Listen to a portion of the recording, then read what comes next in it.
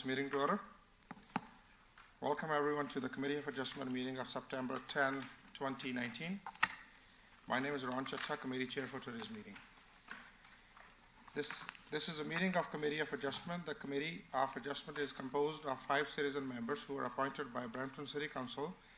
The committee is authorized by the Ontario Planning Act to consider applications for minor variance from the provision of the City of Brampton zoning bylaw.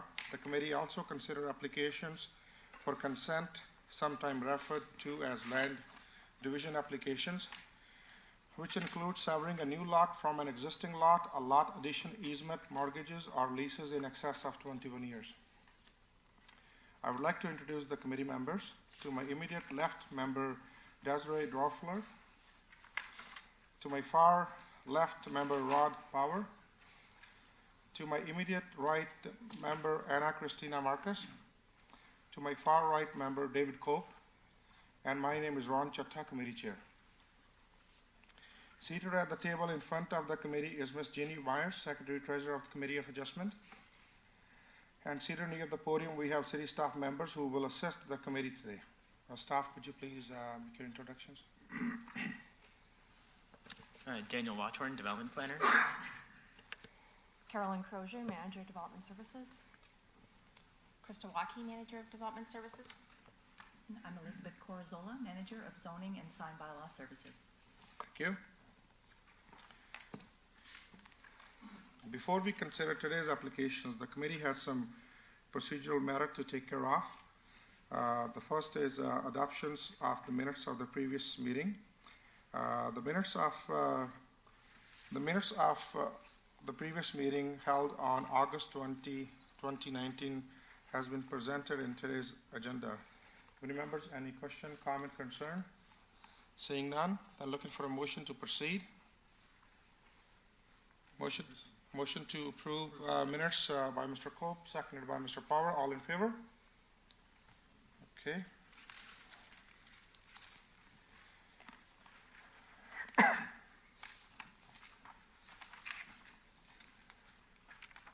Next we have declaration of interest under the Municipal Conflict of Interest Act.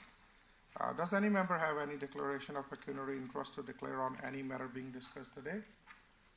Seeing none. And now we move on to withdrawals and deferrals. I'm sure we'll have some good talk here. So far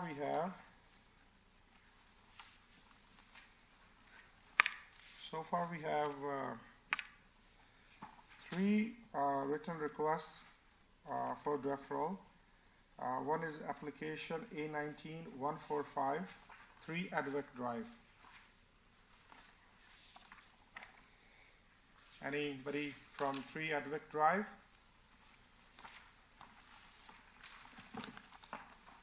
Seeing none, they send us a written request to defer the application, and they're looking for October 22nd, if I'm not wrong.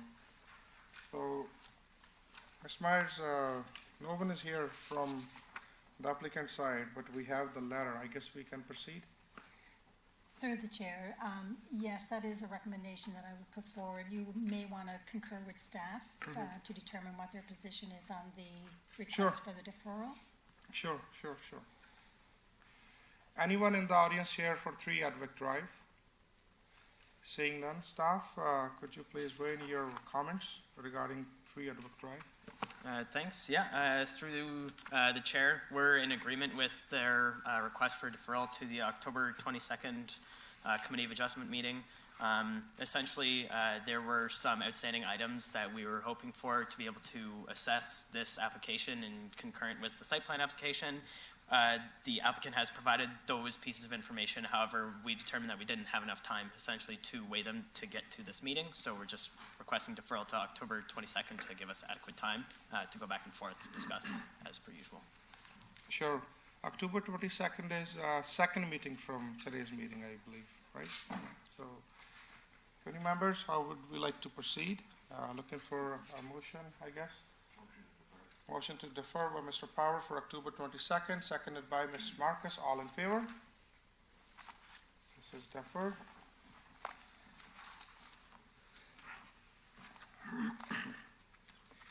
second one is 77 favored, the one agent was not able to pick up the sign, I believe. Anyone here for 77 favored?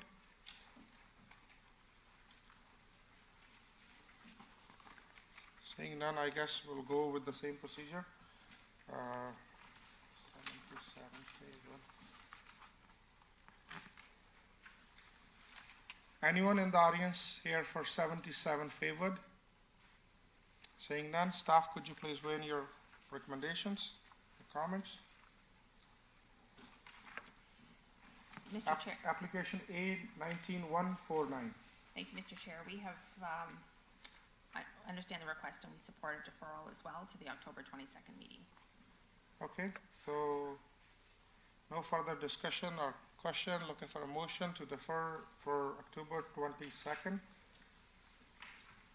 Motion by Mr. Cope for October 22nd, seconded by Ms. Toffler. All in favor? Okay, this is deferred. Third written request, we have a letter for application A19148, 14 Hillcrest. Any member agent present here? Seeing none. Anyone in the audience, concerned neighbor or anyone for 14 Hillcrest? Seeing none. Staff, could you please weigh in your comments? Thank you, Mr. Chair. We support the request to defer the application as the applicant is not available at this time. So again, we would defer that to the October meeting as well. October 22nd. Yes, please. Okay, if no further discussion, looking for a motion to defer the application for October 22nd by Ms. Marcus, seconded by Stoffler. All in favor? So these three written requests, I guess, we already dealt with. Anybody else who wishes to seek a deferral, sir, please come forward. Mr. Chung, if Mr. Marisu can come first, because I saw him first. Good morning. Good morning, Mr. Committee. We're going to request a deferral for application A19-152. It's for 10 Henderson Avenue. And I think the reason... Okay. Sorry. We're here to request a deferral for application A19-152. And the reason for our request is that we received the staff report. We had some concerns, and we've only briefly spoken with staff about this, and we want to just have the opportunity to discuss, I guess, the timing of our application versus the timing of the overall kind of development or vision for that area in general. And there's just a few more details we want to talk about talk about the application with staff about, and you know, we need a bit more time to kind of iron out those details. We'd like to request the October 22nd meeting to be deferred to. October 22nd? Yes. Committee members, any comment, question, concern at this point? Seeing none, anyone in the audience wishes to speak on this application, 10 Anderson Avenue? Sir, please come forward.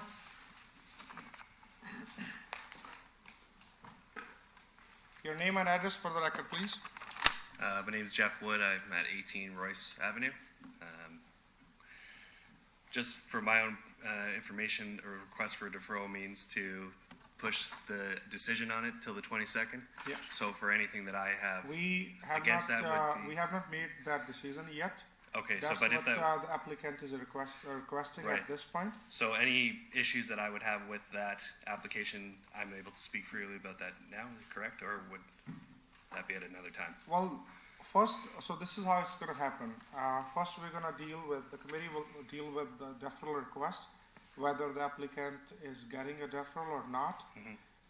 You can briefly, if you have any concern, you can submit your concern now. Okay. However, if we are going to change the future date, and you will be notified that as well, plus we'll announce the date. Okay.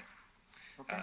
So basically, my main concern, myself with many people that live across the street from this building is, I don't know if you are familiar with this area, but there's a number of things going on. There's already been a plan for a new development of living units right around the corner. There's multiple traffic issues in that area. It's become a throughway from Queen Street to McMurtry. I've had a meeting with Martin Medeiros about this. He said that there was a plan for a speed study or road study, whatever. There's a high crime rate in the area. There's lots of different things that happen in that parking lot that's going to be adjusted. And so myself and many of the people that live across the road from there are concerned about the number of issues that come with a new parking lot. That parking lot is accessed by a couple other businesses that are there, plus people that park overnight and whatnot. So if this becomes a parking lot that's specifically made for that new unit, it poses issues with people that are going for their yoga classes and whatnot to be parking on the road. There's only one side of the road that you can park on, and if we all know anything about anything, nobody really pays attention to the no parking signs in the downtown area. And so I would just, I'd hope that there's further investigation into whether or not this is a good decision for the area. I understand business growth and people wanting to make money for their buildings, but there's a number of problems in that area that come down to traffic, drug trafficking, sex trafficking, you name it, it happens.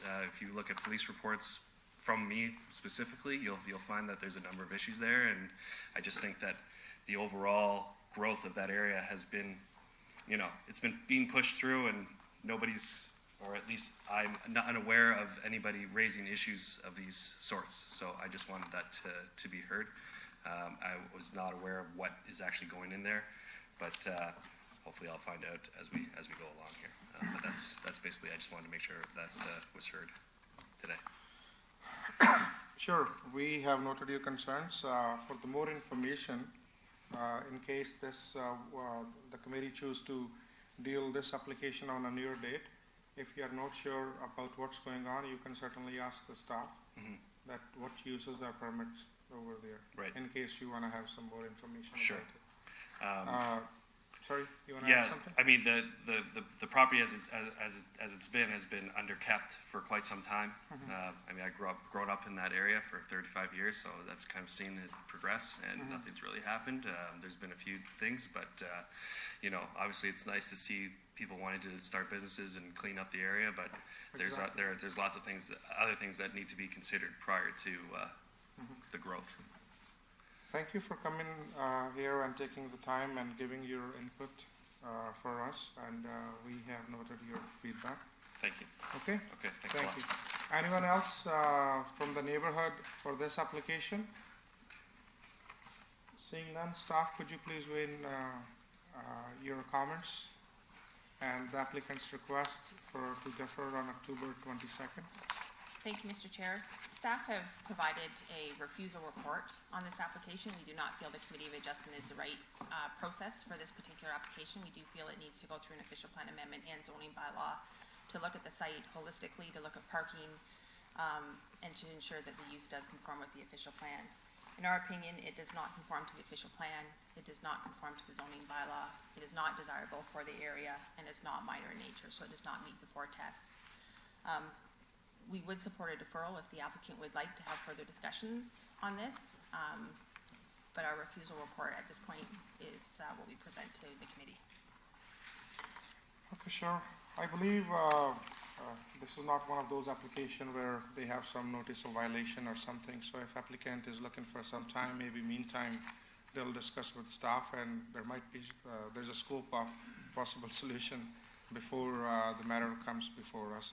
So I support the deferral request for October 22nd. Committee members, any comment, question, concern? If not, then looking for a motion to proceed. Motion to support deferral for October 22nd by Ms. Marcus, seconded by Mr. Cope. All in favor? This is deferred. Thank you. Thank you.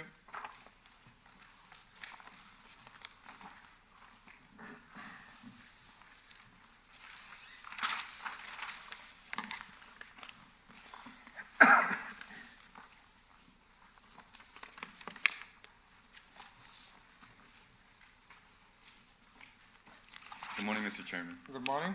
members of the committee. My name is Colin Chung from Glenn Schnarr & Associates for the record. I'm here seeking deferral of an application A19-156. The applicant is 2652367 Ontario Inc. It's at the northeast corner of McBean Drive and Queen Street East. Mr. Chairman, just before I seek the deferral, I just want to give a little bit of background to this site. The site today is currently designated employment land. I'm aware that City Council recently had adopted the conversion of employment land to residential and office land uses. However, that land use has not come into effect yet because there's an appellant to that land use change. So today, the current owner had advanced an application to develop mixed-use residential office on this site. I represent the new owner, purchaser, who's going to continue with that site plan application for developing this site for office and mixed-use residential. And I think in the staff report, it is noted that there was a pre-consultation meeting held on the site plan application, and the current owner is advancing the site plan in the near future. The application before you that I'm seeking deferral on is simply the owner's ability to utilize the land before the ultimate development take place for a temporary parking of trucks and construction vehicles. And that's really the essence of the application. And I was prepared to deal with that application this morning. However, Secretary Treasurer Jeannie Myers provided me with letters from the residents in the area opposing the variance being sought today. And I think it's worthwhile, and I think there's merit for me and the owner to meet with the city staff and some of these residents if they can be available, and so that we can provide some background and context, because I think these letters may be provided in the absolute, I guess, sense of seeing truck parking, and I think they need to understand the context to that. So for that reason, I'm seeking deferral. With the abundance of caution so that I don't come back for another deferral. I was hoping that the deferral would be for November. The only reason why November is because if there's a need to amend the application, I believe that October hearing would not provide, and Jeannie Myers can certainly clarify this, would not provide the timeline for the applicant to make amendments and have the public notice for the October hearing. So for the abundance of caution, in case there's amendment to the application required, November hearing would be sufficient. Thank you, Mr. Chairman. Thank you. Committee members, at this point, any comment, question, concern regarding this application? And, okay, go ahead, Mr. Cole. Yeah. In terms of your deferral, do you anticipate changing what your overall request is? We may be in a situation where we're not necessarily changing the intended temporary use for truck parking, but the application was for utilizing part of the site. Okay. And maybe through the discussion with the city and maybe with the residents, there may be a compromise of maybe adjusting the size of the site, relocating the site somewhere else on this property. And so those are the changes that I anticipate.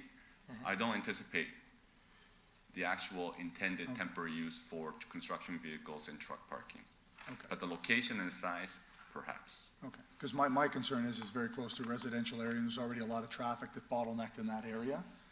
So, in terms of that, if the overall request of the application isn't going to change, in my perspective, I mean, unless staff's opinion is going to change on it, if we do defer the date somewhere else, I don't see any change in terms of staff's perspective, so I'm not in support of that.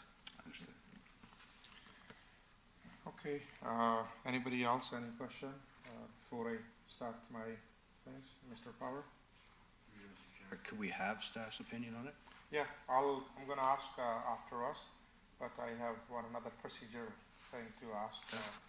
If you, maybe you can ask your questions after. Anyone in the audience here for this application? I can read this again, application A19-156. This is located near McQueen and Ebenezer. Queen and Ebenezer. Now, before I go to staff, for the record, I would like to read some applications. We have resident 196 Don Menaker, Debbie and Stephen requesting a refusal of this variance, showing their concerns. From 10 Imperial Lake, Mr. Bagaria against the application. We have Barbara and Angelo objecting the application from 26 West Pahol Crescent. We have highly opposing this matter from 28 Imperial Lake, Mr. Singh. We are highly opposing this matter, 28 Imperial Lake, I guess the husband and wife. We have, I oppose this minor variance by Sergi Cabano, 38 Ballyshire. We have very concerned and upset residents of Riverstone from 12 Lone Tree Court. And we have objection letter here by Mr. and Mrs. Verma from 16 Violet Ridge Court. And also we have Michelle and Ron from not me, somebody else, 26 Imperial Lake Drives, showing their opposition. So these are the number of letters we received. I just wanted to include for the record. If no one in the audience to speak at this point present to speak for this application, I'd like to move to staff, how they look at the applicant's request. Two of the committee members already asked some questions, and before you answer, what my understanding is staff is suggesting, and I don't want to say that what you're suggesting. Obviously, I'm here to hear, we are here to hear all the parties. If in the future date, application being present as is, if something is going to be changed, because that's what committee is concerned. But as Mr. Chung explained, that they may change the application maybe entirely or some location, because it's a big site, I believe, and they were just requesting this variance at one of the corner. So, Mr. Chung, correct me, please, if I'm wrong. What you suggested that your client is open for relocating that specific area where they are asking this variance anywhere else within the site, and that may change this application or maybe change staff's opinion or something. So just those are my obviously my questions. Mr. Chairman, just as assistance, perhaps an overlay of a drawing would help to garner a better decision on my request for deferral. I did have drawings to show the overlay of the ultimate site development to the area that is being proposed for temporary parking. I think this provides some visual context to some of the potential amendments that could be made. So if I may share that with you. You have extra copies for us? Ms. Myers, can you please run those copies?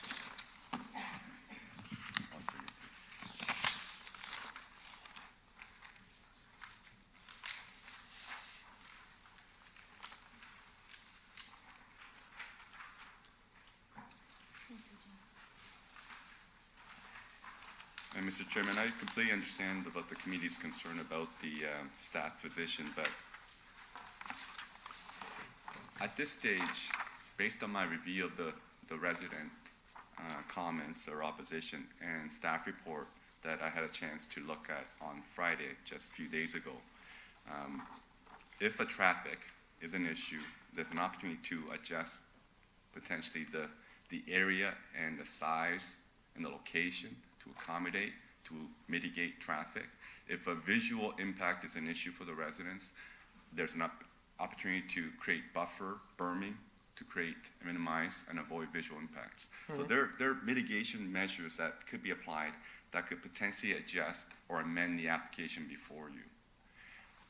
my deficiency is that when I review the resident comments and the staff report, I have no means to understand exactly what the concerns are, other than we object from the residents. So I want to have the opportunity to actually have that discussion with them, because this is not permanent.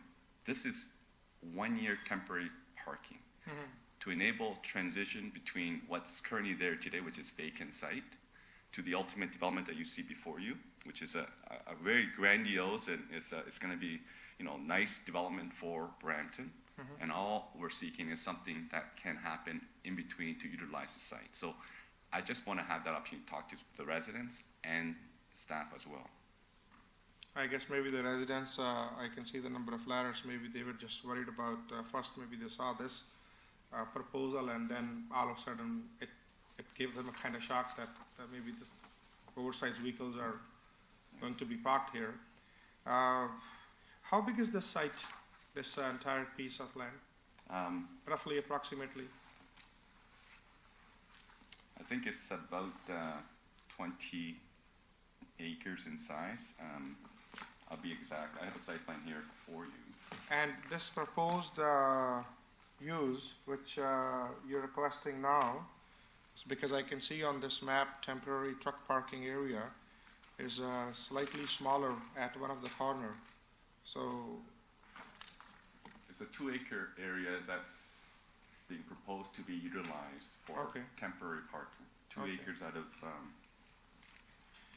What I can see on the map, it is located on 4. We have Queen on one side, Ebenezer on another side, McQueen, and this is Cherry Crest, if I'm not wrong. So I'm here open for the discussion, and I would like to have staff's opinion, because this piece is located, obviously, there's 4 sides, there are 4 different roads. If they amend their application in the future to put somewhere else where at the same time these neighbors' concerns can be addressed, I'm not suggesting at this point that how our committee's decision will be at that time. Obviously, that will be completely new application, and staff has to look everything from scratch. But there might be some that may affect our decision or staff's opinion about that proposed application. So, having said that, staff, if you can please give your comments finally, so we can proceed. Thank you, through the chair. Staff do recommend refusal on this application. We're of the opinion that it does not meet the requirements of the official plan, the zoning bylaw. We don't believe it's desirable or that it's minor. In light of the recent request, even if there are minor alterations, it is most likely that our opinion will not change, because still it does not meet the objectives of the official plan and zoning bylaw. The requested use, truck parking in an area for high-density residential, including office and commercial, having truck parking in that area is not seen as being compliant with those other uses. But in light of the applicant's request for a deferral, that's up to the committee to decide as to whether that is something that's appropriate or will potentially change your opinion or our opinion on the matter. Okay. I think, Mr. Chairman, now observing the comment from staff, and that's the very reason why the deferral is probably prudent, because I think the premise behind their assessment of the temporary parking in the context of the overall development, it almost seemed like the concern is that it's going to interfere with the ultimate development. And that's not the intent of this application. It's trying to utilize the site before site construction, site servicing ever takes place for the ultimate development. And keep in mind, this development, if you look at this development, it's a very significant development. It's not going to happen in one phase. It's going to transition into multi-phase development.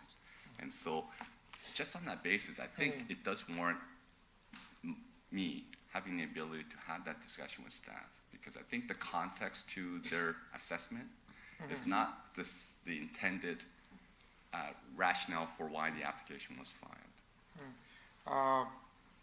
Ms. Marcus has a question, but before, quickly, if I may ask staff, we have this drawing a sketch has been provided to us.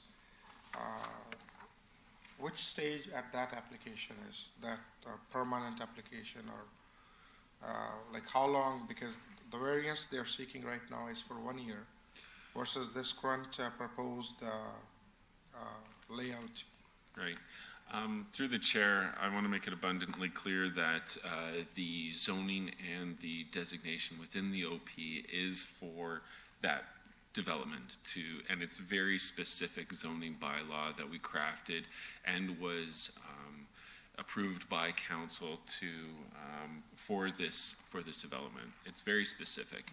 So in terms of temporary truck parking, we're not looking at this in terms of its duration, but in the fact that that use does not comply with the OP and the zoning bylaw. In terms of the overall development, yes, the applicant did mention that we have a pre-consultation, and that would be for the site plan. So the official plan and the zoning bylaw designation went to council. It was approved last year. They are doing 2 site plan applications. One is a master site plan application that identifies overall how to phase it, and then from what I understand is the first phase would include building J and building K, and I can't remember if it also includes building M as well, if you look on the plan there. So it appears as though their temporary truck parking area, as indicated on the plan that they just forwarded to you, avoids phase 1, but the overall master plan includes all of that area, and we do anticipate a master site plan that includes all of it. In terms of the access for it, we'd have to look into how the phasing would work with the temporary truck parking area. There's also underground parking area that's proposed. So it's a very complicated site, and in terms of the desirability, another factor is that we wouldn't want anything to inhibit the programming of it. But that's aside from the fact that our objective on this is that it does not meet the official plan and the zoning bylaw designation that were recently implemented for this for a high-density residential commercial site. Thank you very much. Mr. Chairman. Sorry, Mr. Chang, if you please. Ms. Marcus, you had a question. Is the parking of this equipment, trucking and construction equipment, related to the actual building of the actual site of the overall construction? Is this the reason why you're requesting this? Part of it for the construction vehicles, yes it is. It's for the ultimate development of the site. The truck parking is not. It doesn't relate to the site in terms of the ultimate development. It's an ability for the owner to have an opportunity for some overflow of area for truck parking for his primary business. So I wouldn't say that it's to facilitate the development of the site for the ultimate development. But Mr. Chairman, I have to clarify a point here on planning context. Staff keep on talking about this site being designated for office, residential, and zone for it. And I said in my earlier presentation, I said that's under appeal. It's not in effect. What's in effect today on this site is an employment land use and agricultural zoning. There are stakeholders who have opposed this change in land use for this development because there are stakeholders who want to maintain this as employment land. Sorry if I may interrupt you, but I think that appeal already got heard last month, and the decision already came from No, Alpine there's no Road. decision, Mr. Chairman. Not specific to this site, but overall there was appeal. No. If I'm not Can I wrong. clarify? Because I'm involved in that hearing. Yeah. and so I'm intimately aware of that hearing. There was a motion brought forward by the city of Brampton against the appellant who wants to maintain these lands and other lands in Brampton for employment land uses. The motion was that the appeal that was made by an appellant has no basis for a hearing. LPAT made a decision.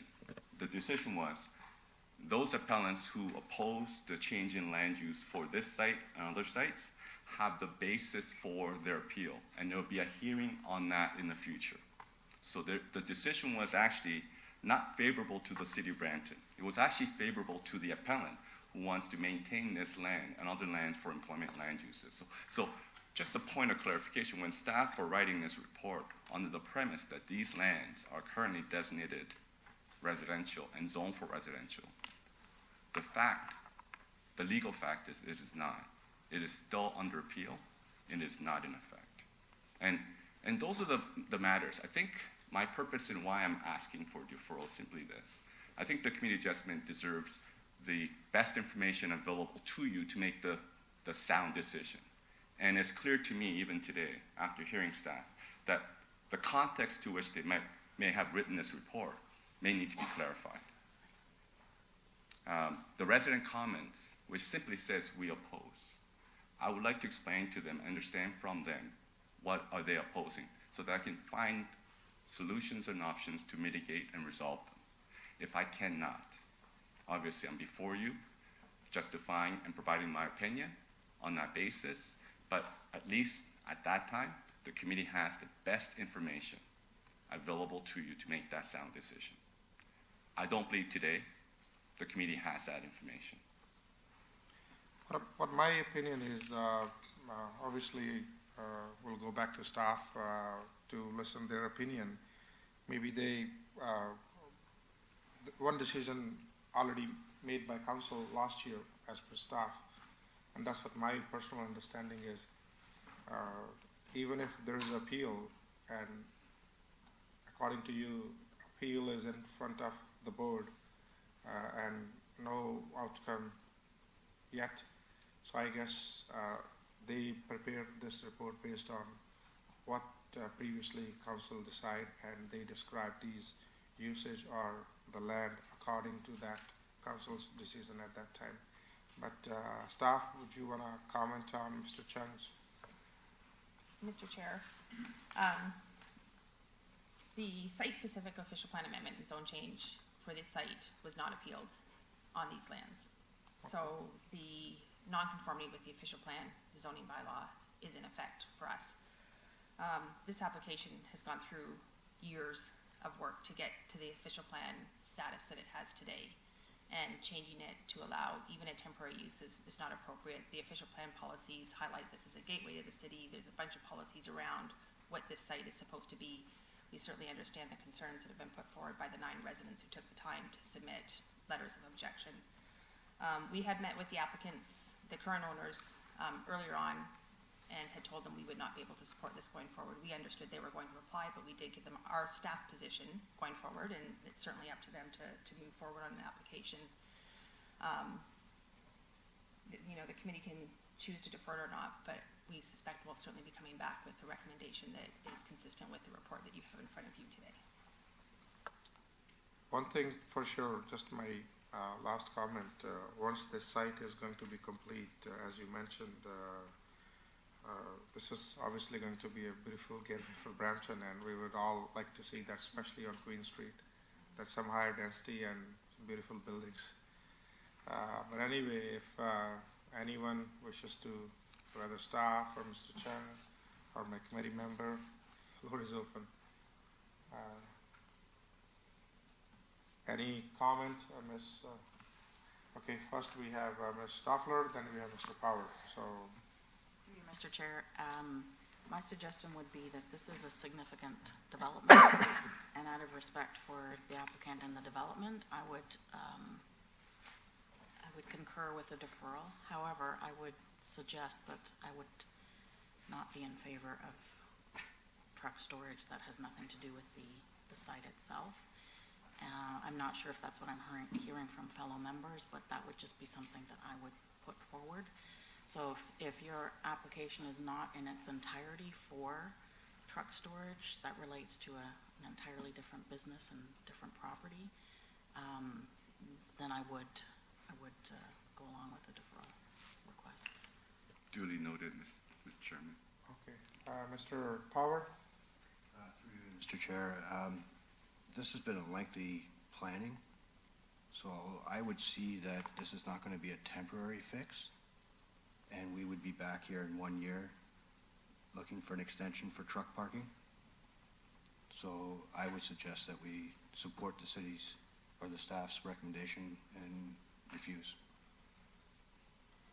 Okay, I just want to clarify one thing before I open the floor for the motions. And Ms. Myers, at this point, we are dealing with the deferral request, not the application. So the first motion has to be whether the committee is granting a deferral or not. If no deferral, then what my understanding is applicant or the agent will go back to the seat and then we will deal with when the order comes. Or can we deal the application now? Through the chair, right now you are correct. Committee is considering a request for deferral.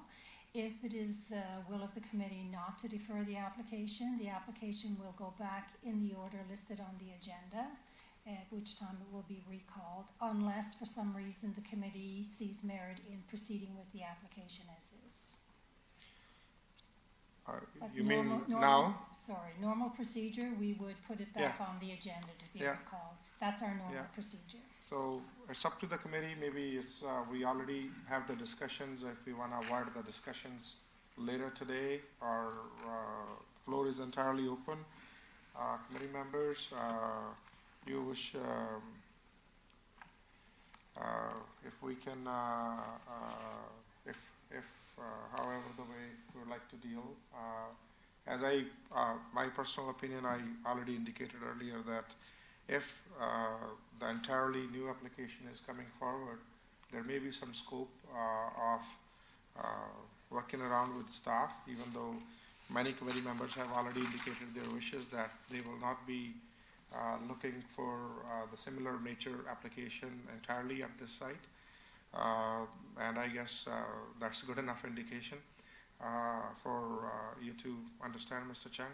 I heard loud and clear, Mr. Chairman. All right. So, but if committee feels differently, then it's entirely up to the committee, and I'm okay to proceed with any motion. But keep in mind, first we are dealing with a motion to defer, but whether we are going to review this application today or at a future date. Sorry, because I just need to correct one more thing. Which November date you're looking, which you're requesting for a deferral? I will lean on the Secretary Treasurer as to what date would actually provide me with sufficient notice ability if the application is amended. So I'm not sure if that's an early November hearing or later November hearing. Through the chair, I just want to confirm that we have only one meeting scheduled for the month of November. That meeting is scheduled for November 12th. The filing deadline set for new information or an amendment to the application, that information would have to be received no later than October 15th. Okay, That would be sufficient time, Mr. Chairman. November 15th, yeah. So basically a month and 5 days. That's sufficient. Okay, committee members, the first choice we have to make is whether we are deferring this application to November the 12th or we want to proceed it today, and the floor is open for motion.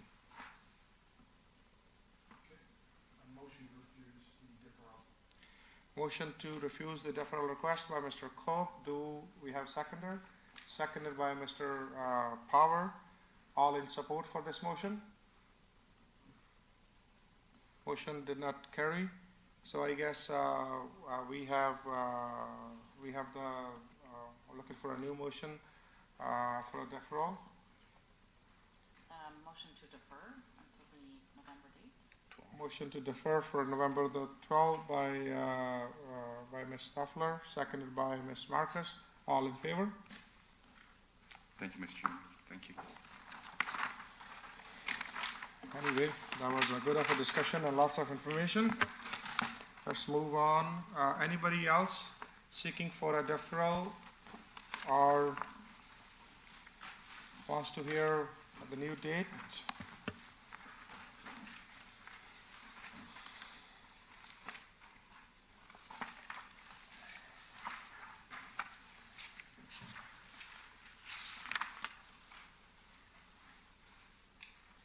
Good morning. I'm here for 7 Dragon Tree Crescent. 7 Dragon Tree Crescent. Okay. Yeah, it's almost at the end of the agenda.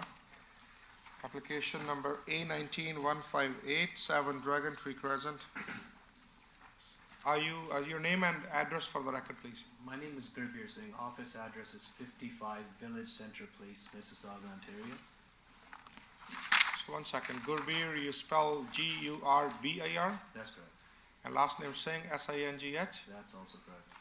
Through Okay. the chair, Yes. I just want confirmation if the speaker is either the owner of the property or the authorized agent representing the owner. Yeah, retained counsel for Mr. Harkamal and Indo Bedi. Retained counsel for the applicants. Yeah. Thank you.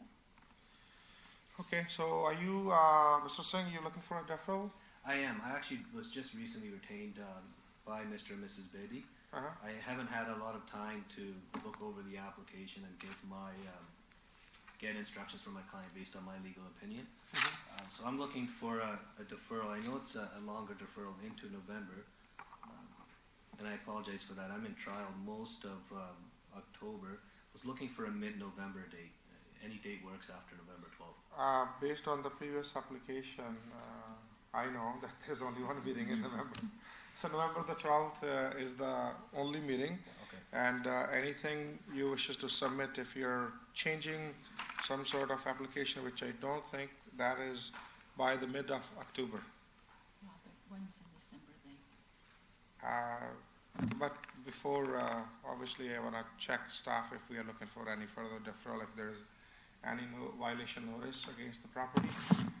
So that's what you're looking for, my understanding is, Mr. Singh? That's correct. Okay, committee member, any question, comment, concern at this point?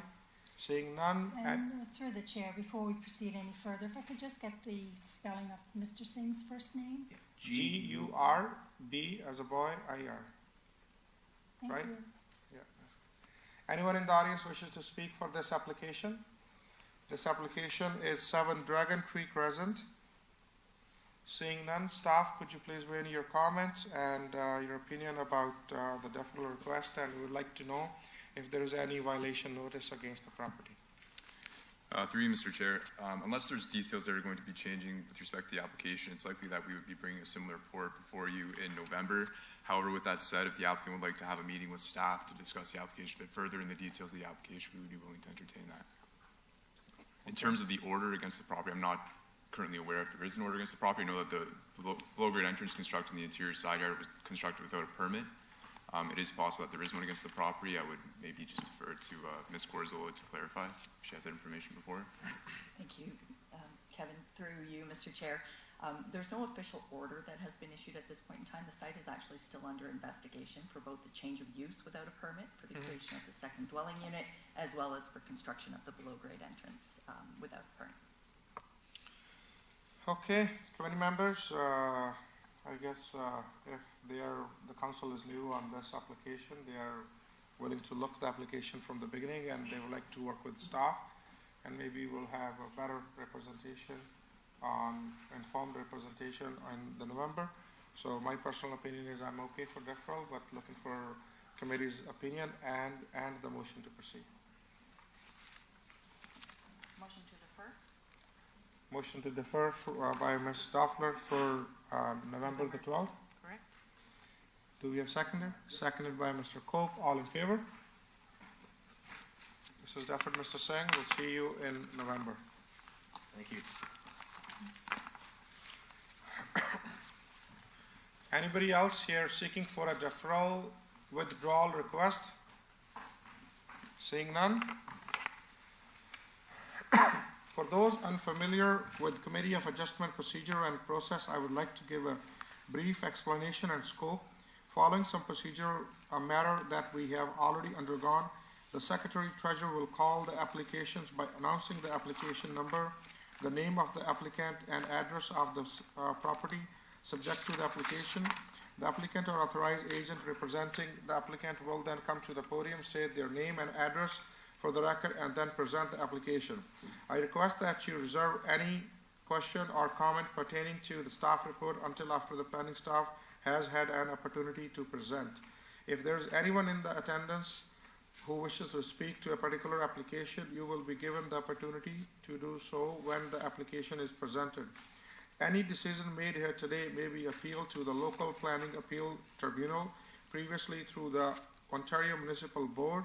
Appeals received in the City Clerk's office associated with the minor variance and consent application will be processed and forwarded to LPAT. This process may be commenced with the Secretary Treasurer by filing a completed appeal form and filing fee within the prescribed 20 days appeal period. Information pertaining to the appeal process may be obtained by contacting the Secretary Treasurer within the City Clerk's office. Now we move on to the new consent applications. Calling application B19-023-2185715 Ontario Inc. Property is located at 11570 McKean Drive.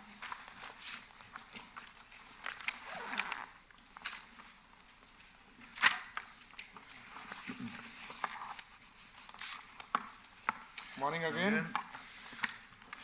My name is Eric Maritza. I'm the applicant here on behalf of the owners at 11570 McLean Drive. This is a site that's previously come to committee for different purposes. And today, I guess we're here to request the consent from committee to create an access easement through the property. I guess in favor of the parcel that was under the previous application, B19-003, so it would be to get to the back of the property. Thank you. Okay. Committee members, any comment, question, concern at this point? Seeing none. Anyone in the audience wishes to speak on this application? Seeing none. Staff, could you please weigh in your comments? Thank you, Mr. Chairman. Staff are of the opinion that, subject to the recommended conditions, the consent application meets the criteria under the Planning Act, recommending approval with several conditions, which I can read into the record if that's the pleasure of the committee. Condition number 1, that the applicant provide documentation to the building department to confirm compliance with the onset septic system associated with the existing residence on the proposed severed lot be contained within the severed lot with a minimum 3-meter setback to any property line, to the satisfaction of the chief building official. Number 2, that the required rights-of-way and easements for access and services be provided to the satisfaction of the Commissioner of Public Works and Engineering. Number 3, that if the applicant does not satisfy all of the requirements of application B19-003 and the consent is not finalized with the Secretary Treasurer, then approval of this consent application B19-023 to access an access drive will be rendered null and void. Number 4, a Secretary Treasurer's certificate fee shall be paid. Number 5, approval of the draft reference plans as applicable shall be obtained at the Committee of Adjustment office and the required number of prints deposited. Number 6, arrangements satisfactory to the Region Appeal Public Works Department shall be made with respect to the location of existing abandonment of services and or possible required private service easements. And if we could add one, number 7, that the TRCA provide a clearance letter to the city. Okay. We have some conditions, drafted conditions by Secretary Treasurer? Conditions? That's correct, Mr. Chairman. Yeah. And the Secretary did include the planning conditions in your yellow sheets. Okay. Any comment, question, concern at this point by committee members? Seeing none? Through the chair, before we proceed, if I can just make one recommendation to Please. remove Secretary Treasurer's condition related to the region appeal, condition number 6. It's not included in the regional comments and was inadvertently included in this particular set of conditions. So my request is that condition number 6 be removed from the draft conditions. and condition number 7 will therefore become condition number 6, as requested by planning staff.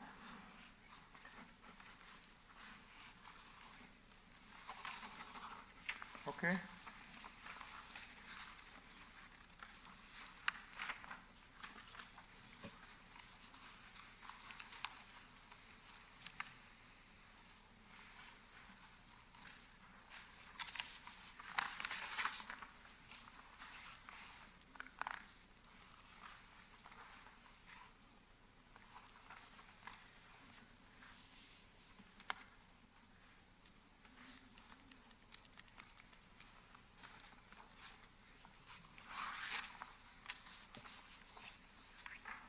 Just for clarity,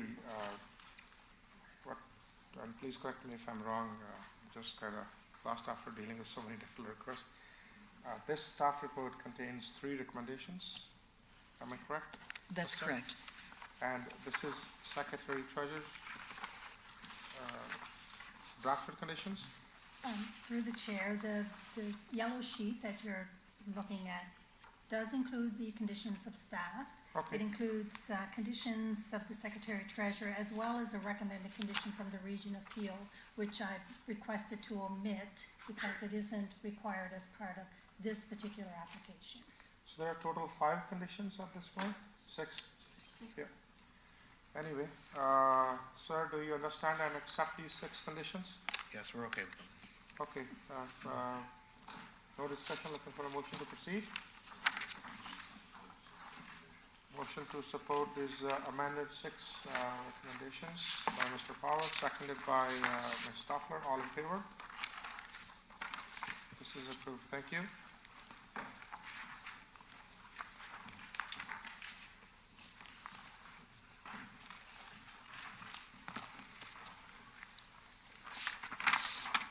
For the very next application? Yes. Calling application B15012, Pepino and Guiliana Salem. The property is located at 10343 McLean Drive.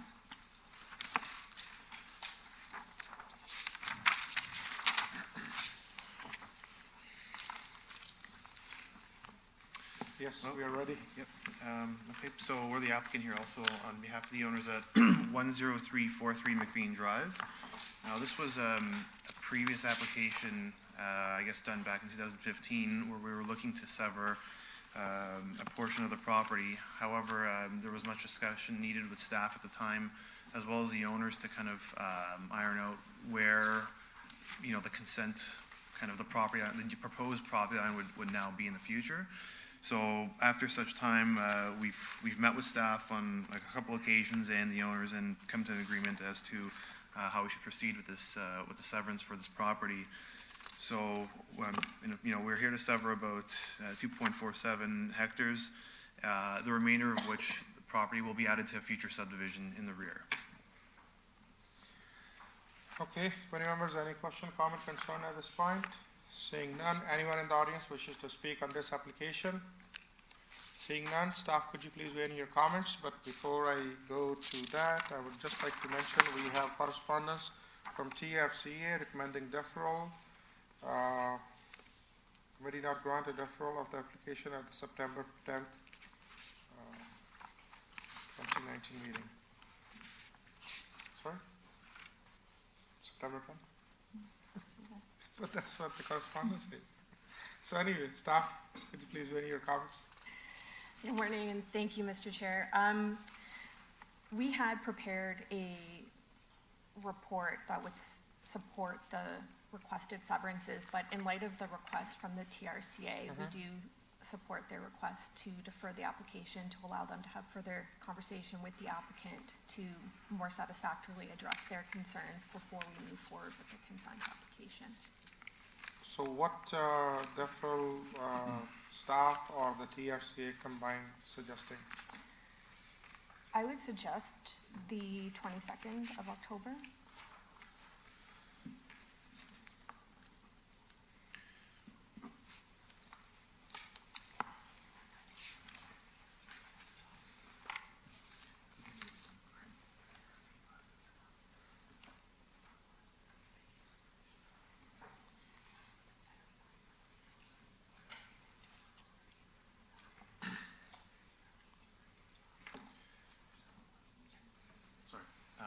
comments from TRCA, through Mr. Chair, were those retained, I guess, recently, or were those part of, were they earlier comments that had come in? Because I don't recall them. Through the chair, the comments were just received this morning. Yeah, that's what I was gonna ask, and that's what I was. Just before we came to the meeting. Yeah. Okay. I know we deferred this application multiple times in the past, and as much as I'm eager to go ahead with this application as soon as possible, but obviously, at the last minute, these are recommendations. What we have here, I could see there's condition number 4 by staff addressed TRCA concerns, but just one question to the staff regarding October 22nd. Did you get the opportunity to correspondence with TRCA? Are they okay with October 22nd, or? Well, given that we only received the comments this morning, I haven't had an opportunity to follow up and confirm with them, but we imagine that the 22nd, there's been a lot of progress made to date, but I think they have a few final questions to resolve in advance. I understand. Sorry about that. Yes, would you like to? Yeah, so in light of the comments that were just received, brief conversation with staff, I guess we have to meet with TRCA just to address the new comments here. So we would be okay if we can request deferral through staff for, I guess, a meeting no later than the early December meeting, so we can address, I guess, their issues. I think that would be better, in my honest opinion. Maybe we can put together up to December. So if all parties are fine to come whenever they're ready, as long as they are within the filing time, they can come before us. So, Ms. Myers, what is the possible date we are looking? 1 meeting or 2 meetings in December? Through the chair, there's only the 1 meeting in December, and it's early December 3rd. December 3rd? Yeah, timelines become a little bit compressed during the end of the year because we're trying to accommodate as much as we can. Exactly. Because of the city hall closures. Yeah. I obviously understand. So I guess the motion should be up to, this application is going to be deferred up to December the 3rd, or maximum December 3rd. Well, how should it be the wording? Or we have done no later than December 3rd. So if all parties get the opportunity to work together before, then we'll review the application earlier. Otherwise, we'll review on December the 3rd. So looking for a motion to proceed. Motion to defer this application by Ms. Marcus, no later than December 3rd. Seconded by Mr. Cope. All in favor? Okay, thank you.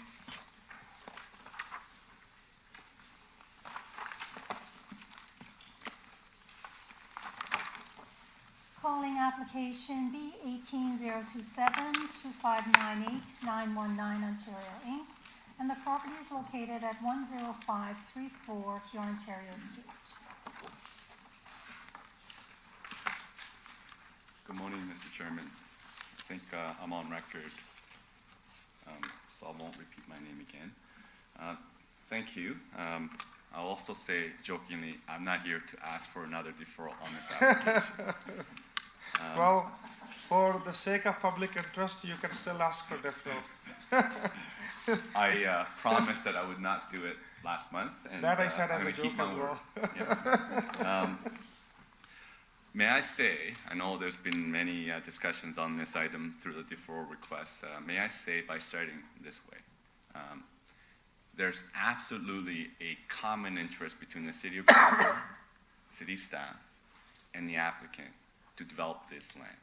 So the debate today is not about the development of this land. We have no bone of contention of the zoning, the development of employment lands. The city wants to see this land developed for employment, create employment base, and create jobs, and so does the applicant.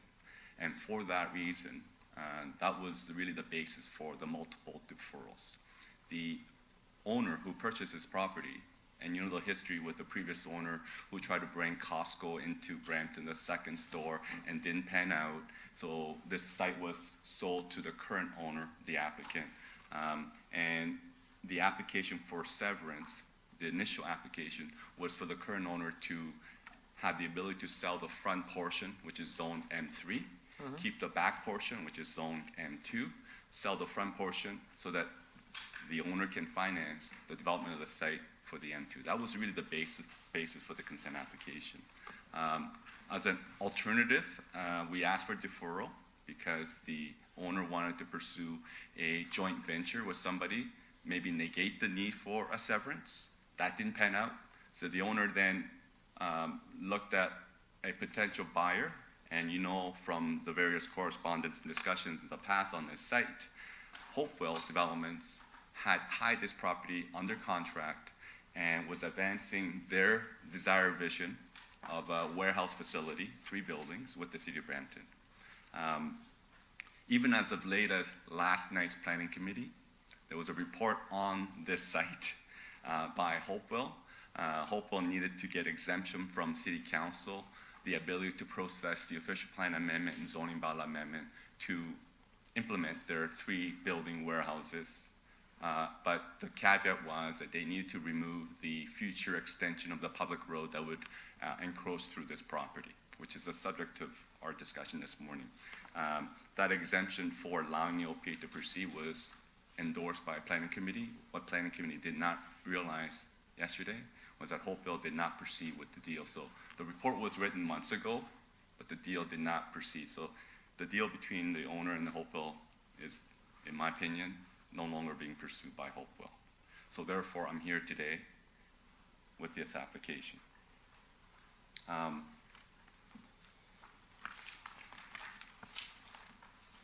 I will not comment on staff's report until they present to you the staff report. Sure. What I'd like to do, and I think this may help you visually, is provide you with a couple of development concepts that's referred to in the staff report that's probably not attached to the staff report. I think that's going to help you visually, and I can explain the 2 concepts that we prepared as a way to satisfy the staff's original concern about creating a tertiary plan as to how the site would be developed ultimately. Sure. So if I may. Mr. Myers, could you please?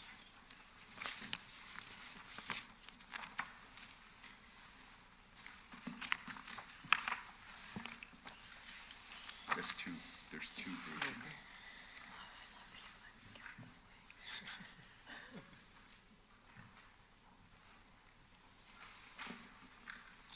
Yeah. There are 2 versions, Jeannie, so they're stapled, yeah.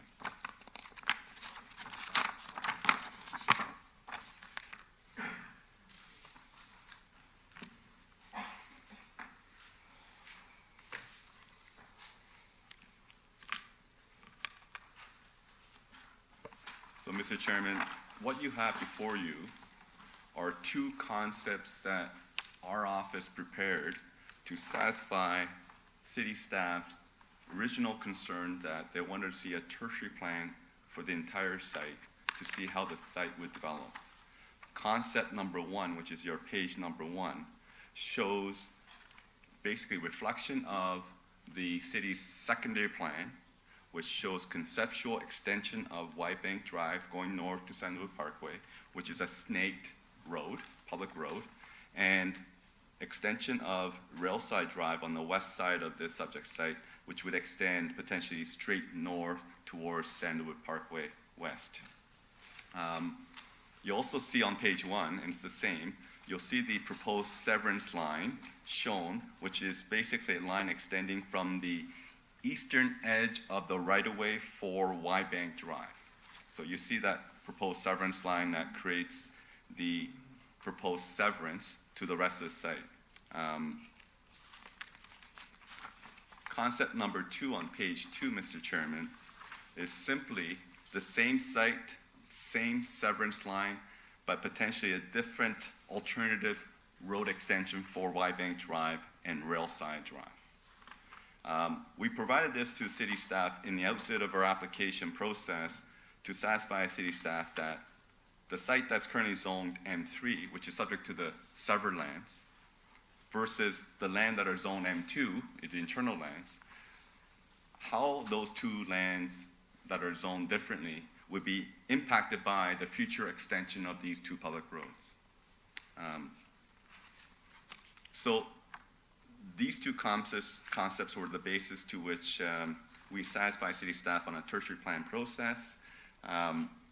We feel that the severance of the M3 zone lands, which is 7 acres in size, abutting here Ontario Street, could proceed without impeding or negatively impacting the city's ability to explore and decide as to how the future Y-Bank Drive and Railside Drive could be provided on the land to be retained. So having this visual, I would like to comment on staff's report, but I'll let staff present that first before I continue with my presentation.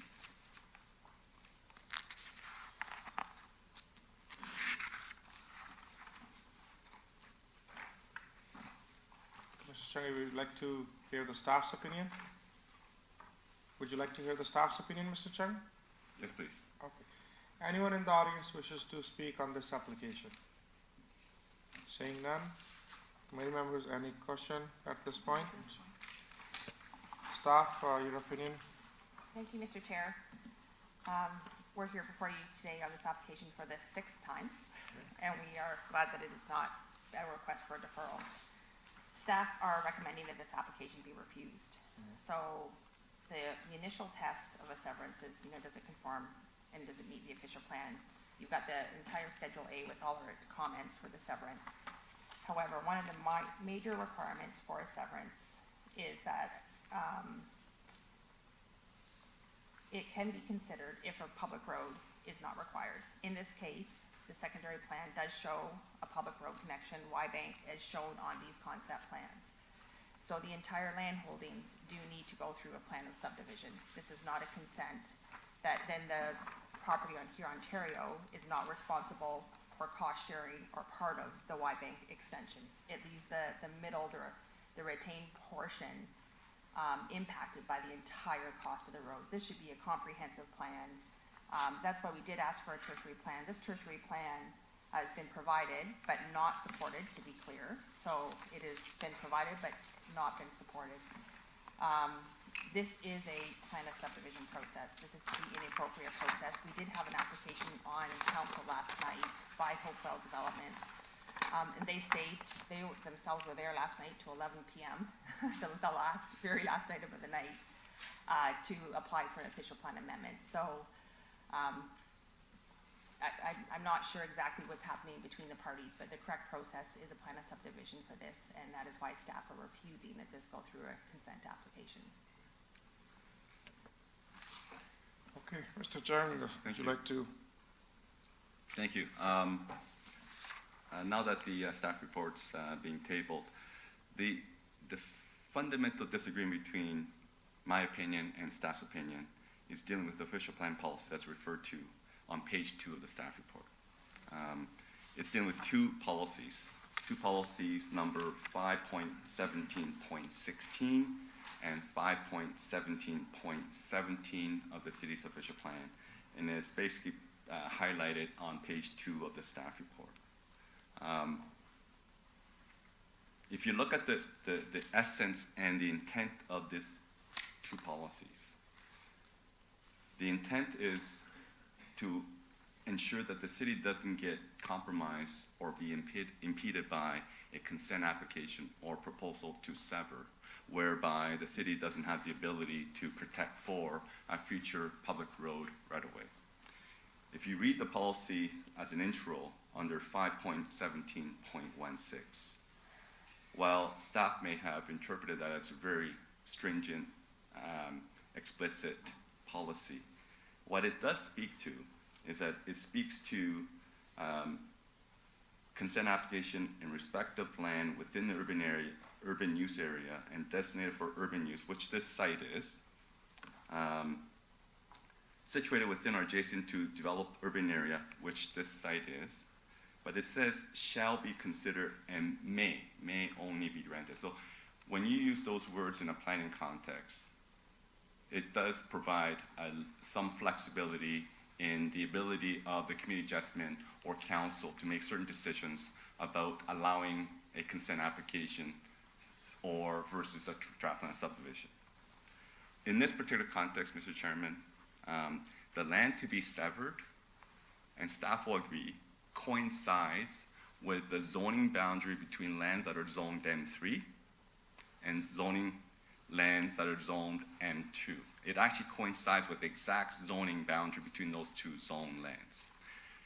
Secondly, if you look at the concept 1 as a reference, the future public road extension for both Y-Bank Drive and Railside Drive is within the land proposed to be retained. And Mr. Chairman, I will say this today. I'm not here today contesting that the land to be retained ought to be proceeding with a draft plan of subdivision. That's always intent, and I'm committed to that because the land to be retained has the future public road that it would potentially encroach into it. So I don't think there's a disagreement between myself and city staff that the land that are proposed to be retained ought to go through a draft plan subdivision, and I agree. Where the disagreement is, the land to be severed, staff feel that the land to be severed should be part of the overall draft plan of subdivision. And my position is the land to be severed could proceed with the consent application, still maintain the intent of the city policy that city ought to protect the interests of providing for future public road through a draft and a subdivision. As a matter of fact, if this entire parcel, based on concept number 1, which in the staff report says between the concept 1 and concept 2, staff prefers concept 1. It's noted in the staff report. Even if the entire site under concept 1 went through a draft plan and subdivision, the land to be severed would be created as a block in a draft plan subdivision without impeding the ability of the city to have, I call it the conveyance of a future public road. So simply today, the committee's decision to allow this severance, I'll say, would not impede the city's ability to protect for the road, nor would it change the zoning on the land to be severed versus land to be retained, because we are not debating about that between staff and the applicant. What the committee's decision would do is that it would also allow the applicant to proceed to financially able to sell the land that's zoned M3, that's proposed to be severed, and use that money to finance the development of the land that are zoned M2, and do a draft plan subdivision, create the blocks, and provide the road that the city wants in the future. So at the end of the day, through your decision, Mr. Chairman, the city would get ultimately exactly what city intends to get, which is industrial development. The real debate is, how do you allow an applicant, the owner, financially manage this large parcel, which is a very large parcel, 30 acres. And I'll say this, as much as there may be some confusion or ambiguity with staff about what Hopewell was intending to do, I can tell you today, on behalf of the applicant, the owner, that deal is dead. Hopewell's not proceeding. So only thing left to you, Mr. Chairman, is the owner currently, who's an applicant to this severance, is the owner. They want to proceed, they want to finance this project, and they want to have the ability to develop this land that the city wants. To assure the city and the committee that this land will be ultimately developed, I do have some conditions that you should consider. That way you can assure yourself, in the event that you would see fit to approve this consent application, that you have safeguarded the city of Brampton and their city's ability to require the processing of the retained lands through a draft plan subdivision. So I have conditions on that. Would like to have a look at those drafted conditions by the applicant. And at the same time, Ms. Mars, can you please collect? There's some runaround from Ms. Mars today, receiving all these reports.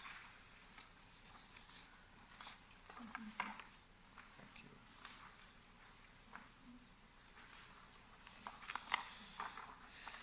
Too many conditions. I try to keep it real simple, Mr. Chairman. 2, I think, is all the city needs and the committee needs to consider. to assure the city that ultimately the development will take place without having this consent application that may be approved by the committee today compromising that development vision. So the condition really is this. The condition number 1 says that if the concern is by severing the land that's zoned M3 today as a severed land, that land, the city has control through site plan application, which they do today, but there'll be a commitment that there'll be through a site plan application to develop the land that are zoned M3 that's being proposed to be severed. And they can control site plan, design, landscaping, architectural through that process.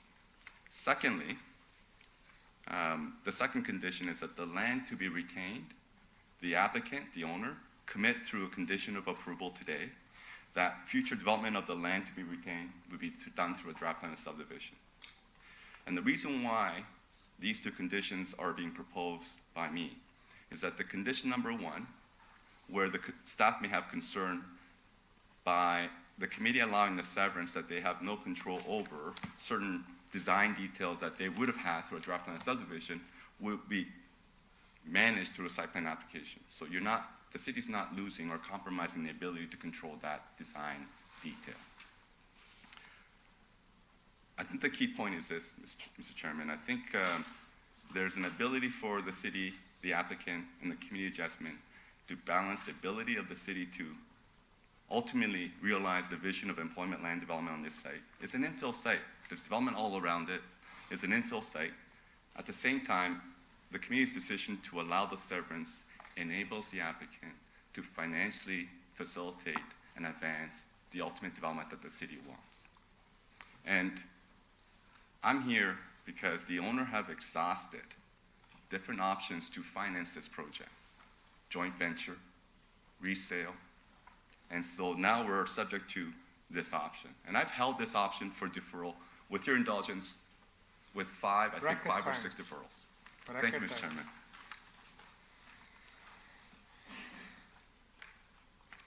I'm done. Thank you. Okay. Before I ask my committee members to comment, as I see some indication, just quickly would like to ask the staff,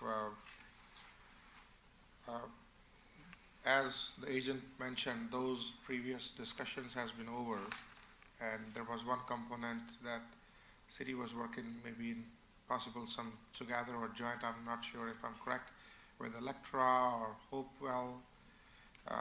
Obviously, I guess we are back to where we were in the beginning. And what I want to do the best decision for whatever is best. That's what my approach is. Having said that, this is a split zoned parcel. And according to this sketch number, concept number 1, even if it's going to split, for example, and the front portion can be dealt separately, what's staff's real objection? What are their concerns? Are they losing the control over the development in the future?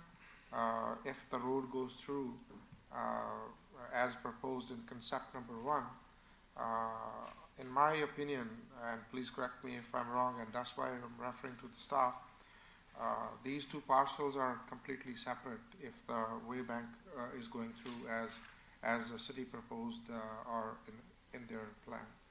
So please, on that note, if I can hear your side. Thank you, Mr. Chair. As you'll note on page 2 of the report, it does have the conditions of which a severance applies. Under 517.17 for the requirement is that the ultimate development of the entire holding will not require the creation of a new public road or street. This is the entire holding, this piece right now, and that's why we look at it holistically. The existing building on the site that would need to be demolished, which would actually need to be one of the conditions, actually straddles the zoning line. It's a zoning line, it's not a property line, to be fair. So the house that's there is on the retained parcel. So they've got partial on the existing and partial on the retained because it is one entire holding. So that's why we would require a subdivision. We would have a host of conditions on this property, much more than the two that were provided. Exactly, no, Reference that I plan, we would have cost sharing agreements, we need to look at access for this site. We would need a temporary cul-de-sac of Y-bank extension, which would be on the retained, on the severed parcel as well, so. Till the new road is being done? Yes.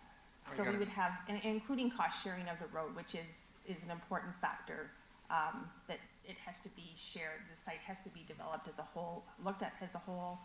You know, tertiary plans, we had one last night, and that's how they're done with cost sharing, and that was one of the items that was before council last night. So the proper process is a plan of subdivision. If it was to move forward, we would have a host of conditions, probably several pages, that we would put forward before the committee if they so choose. Okay, I guess we have some questions. Stoffler? Through you, Mr. Chair. Just to try to keep this really simple for us, because this gets very complicated. There's one parcel of land. The request is to sever in order to sell off the parcel that is fronting Hurontario Street. In terms of Hurontario Street, there seems to be one access point that's existing. So in my view, if that parcel is sold off, there's already an access point to it. The part that's going to be retained is under the applicant's holding or responsibility.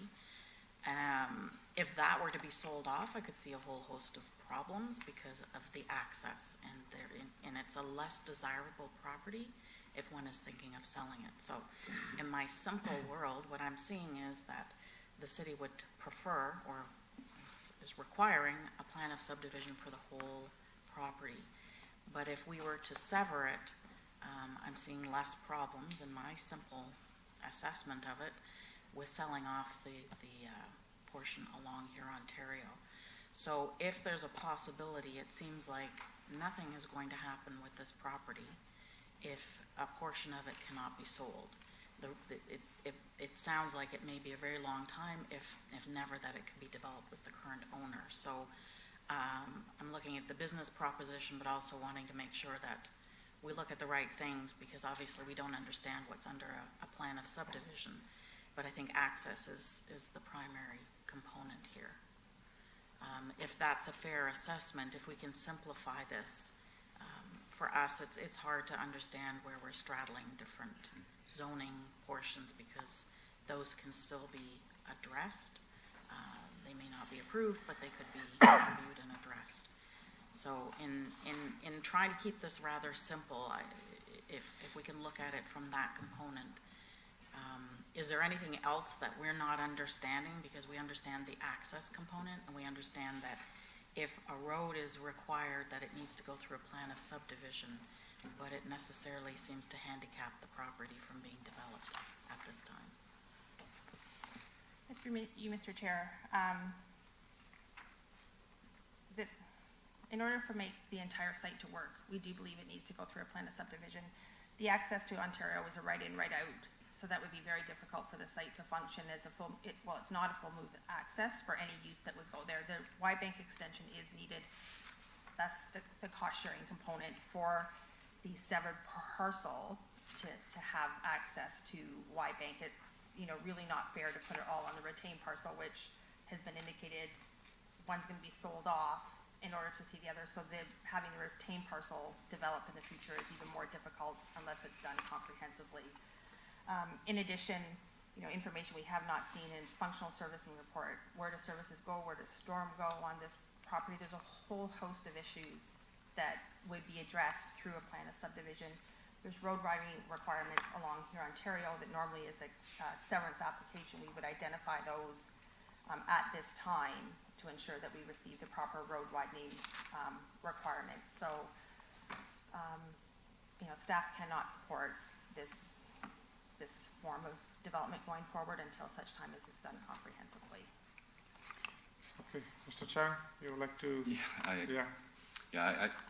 I don't disagree with the concerns or comments provided by city staff just now, but keep in mind, we're dealing with the severance of a parcel through site plan application and draft plan of subdivision for the retained lands, site plan application for the severed lands under the Planning Act. All those concerns that city staff just raised could be, and if city has a require and right to address those and require those to the applicant through the site plan application process. Site plan application, Mr. Chairman, is a very comprehensive process. It requires a development agreement with the city. City can put all kinds of conditions in that situation with respect to cost sharing, financing, front ending, draft plan of subdivision. Likewise, for the retained lands, does the same thing. To actually burden the committee today to say, well, if the committee were to approve this severance, we would have to throw all these conditions into a severance approval versus knowing full well that there will be a site plan application process required and a draft plan of subdivision process required, that under the Planning Act, Ontario Planning Act, the City of Brampton has a right to require those and deal with those through that process. There's a right process to deal with it, and in my opinion, the consent application and conditions to apply those are not the right process. There is a future process to deal with all those concerns. There are conditions, as you know, Mr. Chairman, through the consent. The issue of the existing dwelling units, the whole purpose of this severance is that those dwelling units are going to be demolished. If they're going to be maintained, then there's no point in us talking about this consent application. So to use the existing structure as a basis to say there's a distinction between draft plan and subdivision process and that consent, I don't think it's the right context. Thirdly, access. In the staff report itself, on page 3, last paragraph, and this is something that I had an opportunity to advance discussion with City Traffic Division. It says on the last paragraph, the proposed temporary cul-de-sac at the northern limit of the Wide Bank Drive provides a solution to give access to the severed parcel prior to the construction of the Wide Bank extension. So when staff talks about limiting access on here on Ontario Street, the report speaks to a ultimate, I call it the full moves access that can be provided to the severed lands, and that access will be permitized when the draft plan subdivision proceeds on the retained lands. So the access issue is not an issue in granting the severance. The existing structure on this site is not an impediment to complicating the consent application. The cost share agreement, functional servicing, how is the retained land and the severed land will be serviced? Through the site plan process for the severed lands, one of the requirements the city always applies is a functional servicing for water, sewer, and stormwater. We need to demonstrate through site plan that the severed land can be serviced. It is part of the Planning Act requirement. So to use those as an uncertainty in granting the severance today by the committee, there is a future process that the committee can be comforted by for both the severed land and the retained lands that can address all the comments and concerns that city staff raised today. Thank you. Sorry, go ahead, Mr. Chair. I guess part of me, and the reason why I'm being a little dumbfounded about this whole discussion today is that last night, when Hopewell wanted to advance their OPA application, and their premise to confirming the transaction of a purchase and sale was, Hopewell, I understand, wanted to remove these roads. They didn't want to extend these roads to develop their lands.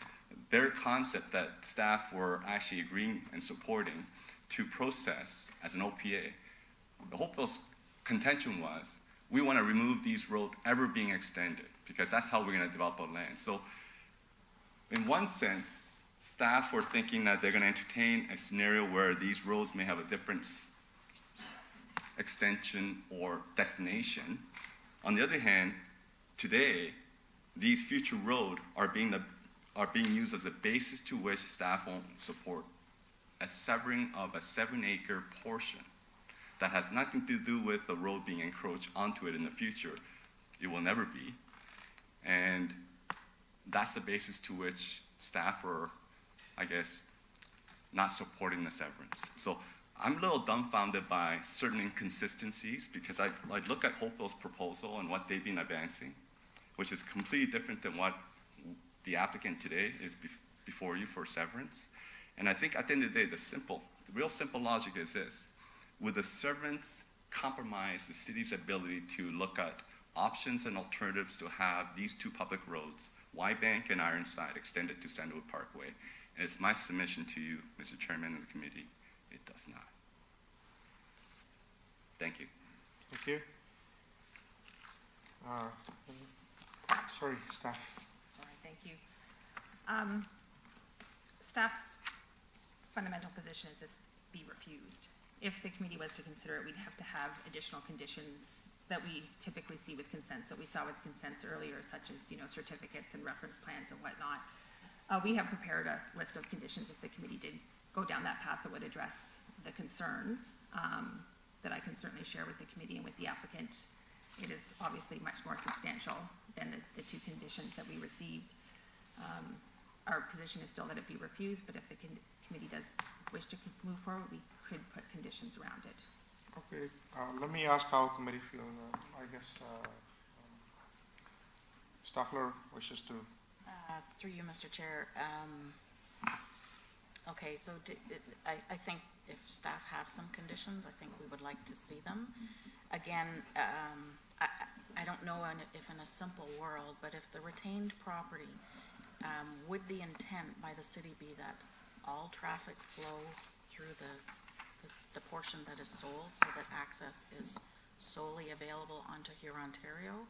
Or is it going to be preferred to have the retained lands completely separate access? I mean, I know that's a bit of a black and white, but I'm posing the question to find out if we are black and white or how much of a gray area we have. Therein lies the challenge. So as a plan of subdivision or traffic study has not been completed for this site to see where it goes depending on the use. If we have trucks, the primary access very well may be off Y Bank up to Fisherman where there is lights to Hurontario for a full loop access. So again, if this site is dependent on the Y Bank extension, it should be part of a plan of subdivision in order to move forward to allow the traffic to move through there. Okay, committee members, any comment? Ms. Marcus, Mr. Cope, anybody? Through you, Mr. Chair, just a further comment. I know that this file has been deferred several times, but it's been deferred because of the possibility or probability of a portion of land being sold. In other words, for making a business decision. This is the first time this is in front of the committee being presented with the details. So we're just trying to grasp the what-ifs. I think from a business standpoint, if I can just voice my personal opinion, I'm looking at a business decision, but I'm also trying to understand what the impact would be on the city. And in my simple review of this, I would imagine that it is not preferred that all traffic go on to Hurontario. So again, we're not in the planning business, and we have to leave it up to the experts which appear before us. But I would request that if the city has prepared some conditions, that perhaps the applicant and ourselves could review those and then have a final discussion on this.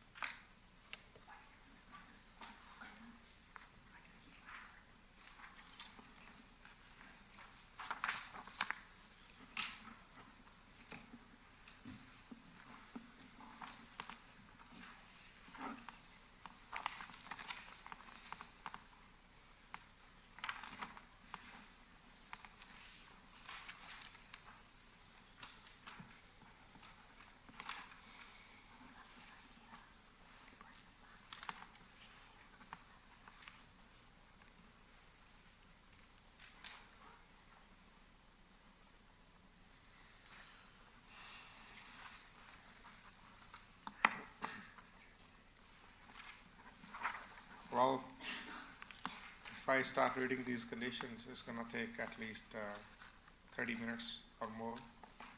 and then I may have lots of questions. Right? So part of me is suggesting we should give it a future date. So we can have, because to echo Mr. Doffler's comments, even though we have seen this application multiple times, but this is the first time we are into discussions. All 5 times we were just deferring the application.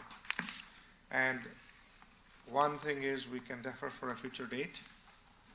The second is, and what that will help with these staff suggested conditions, Mr. Chung will have some opportunity to go back to the client and discuss all these conditions and how it's going to affect your application. And maybe going back and forth with the staff, there will be some sort of agreement, and that will help that will help us to make a decision on that particular day. At this point, it's too much information has been thrown like left, right, and center on us. So one suggestion is by my fellow committee member to go for a break, which we all love, for a 15 minutes break, and come back. But my opinion is 15 minutes would not be enough for staff and Mr. Chung to have a discussion. And if we go for a break, and we are not actually going for a break, we are going to read this material.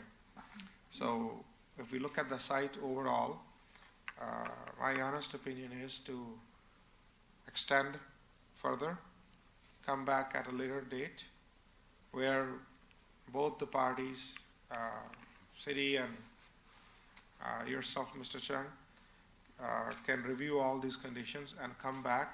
Maybe, because at this point I would like to acknowledge one thing, given the fact that this big of a property and so many agreements, you have given us too many conditions, which are only 2, right?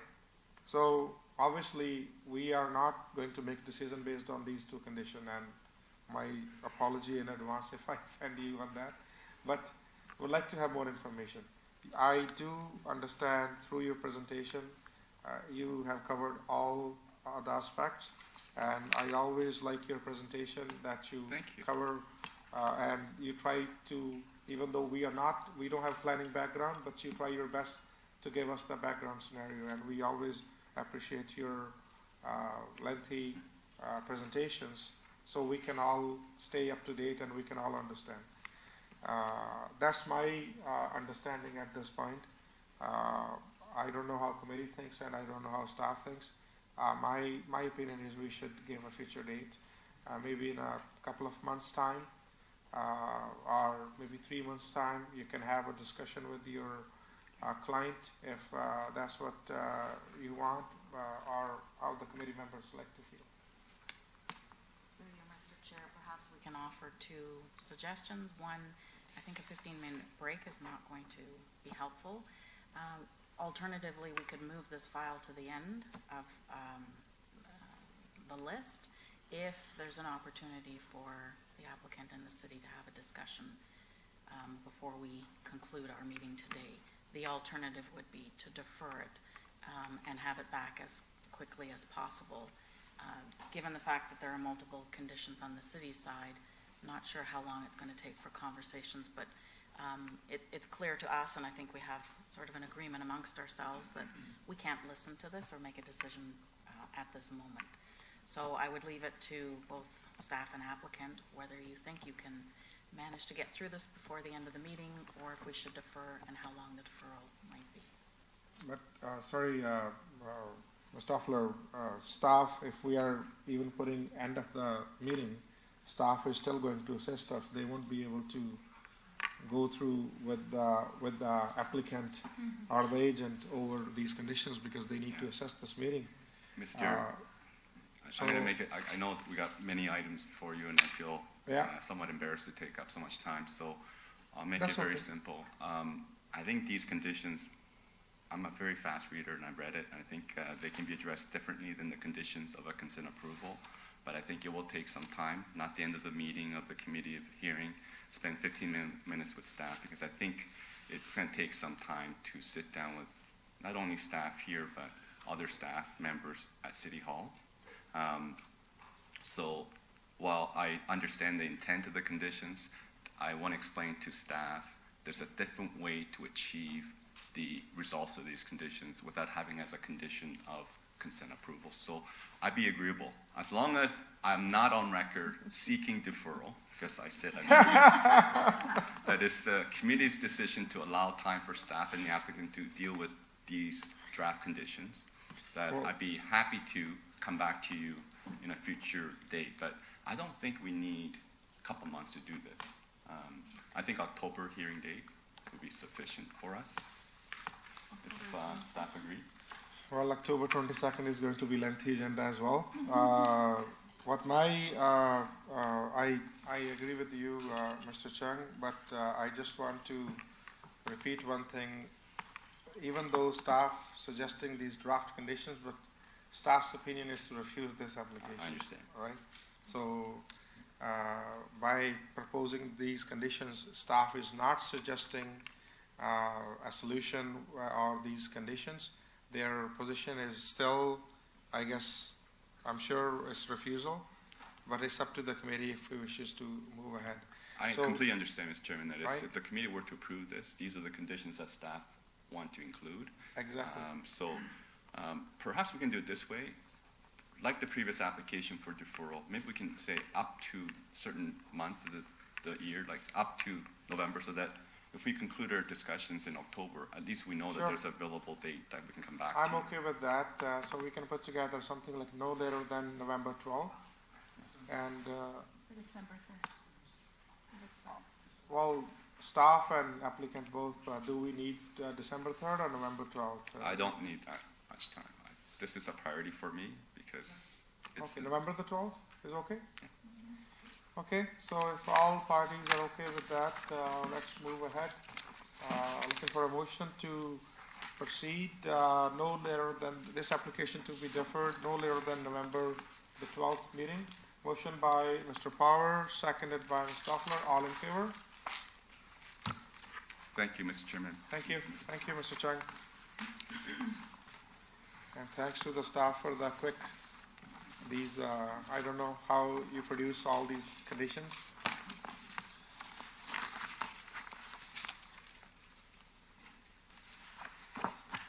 Calling application A19-146, Ahmad Hafaz and Mona Char. Property is located at 2 Grasshopper Way.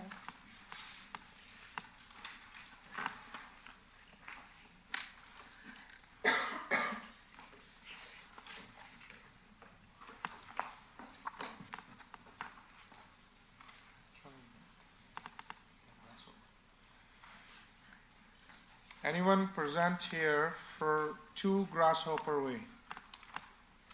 Sir, please come forward. Your name and address for the record. My name is Ahmed Hafiz. You're the owner of the property. 2 Grasshopper Way. Sorry? 2 Grasshopper Way. Yeah. Okay. Would you like to add something, or if you want to say something, you're more than welcome. We have your application in front of us. Mm-hmm. Just we applied for one, just a shed, and that's it. Shed Okay. and the stair. Okay. Sure. No problem. Committee members, any comment, concern at this point? Seeing none. Anyone in the audience wishes to speak on this application? Seeing none, staff, could you please weigh in your comments? Thank you, Mr. Chairman. Staff are of the opinion that the variance number 1 to allow the below-grade entrance between the main dwelling well and the frontage lot line does meet the 4 tests under the Planning Act. We're recommending approval on that variance.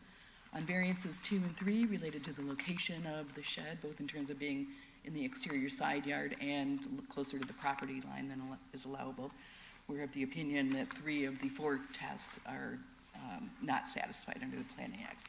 We are therefore recommending that the application is supportable in part, subject to the following conditions. Number 1, that variances 2 and 3 be refused. Number 2, that the owner secure a building permit for the below-grade entrance within 60 days of the final date of the decision of the committee. Number 3, that the below-grade entrance not be used to access an unregistered second dwelling unit. Number 4, that the existing below-grade entrance located between the main dwelling wall and the flankage lot line continue to be screened with a solid wood fence similar to that currently on site. Number 5, that the current fence screening the below-grade entrance from the street be either replaced in a similar style or the existing fence brought into compliance with the property standards bylaw.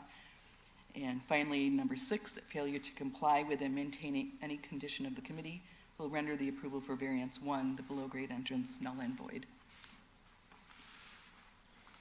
Okay. Ms. Jenkins, I have a couple of questions about their shed.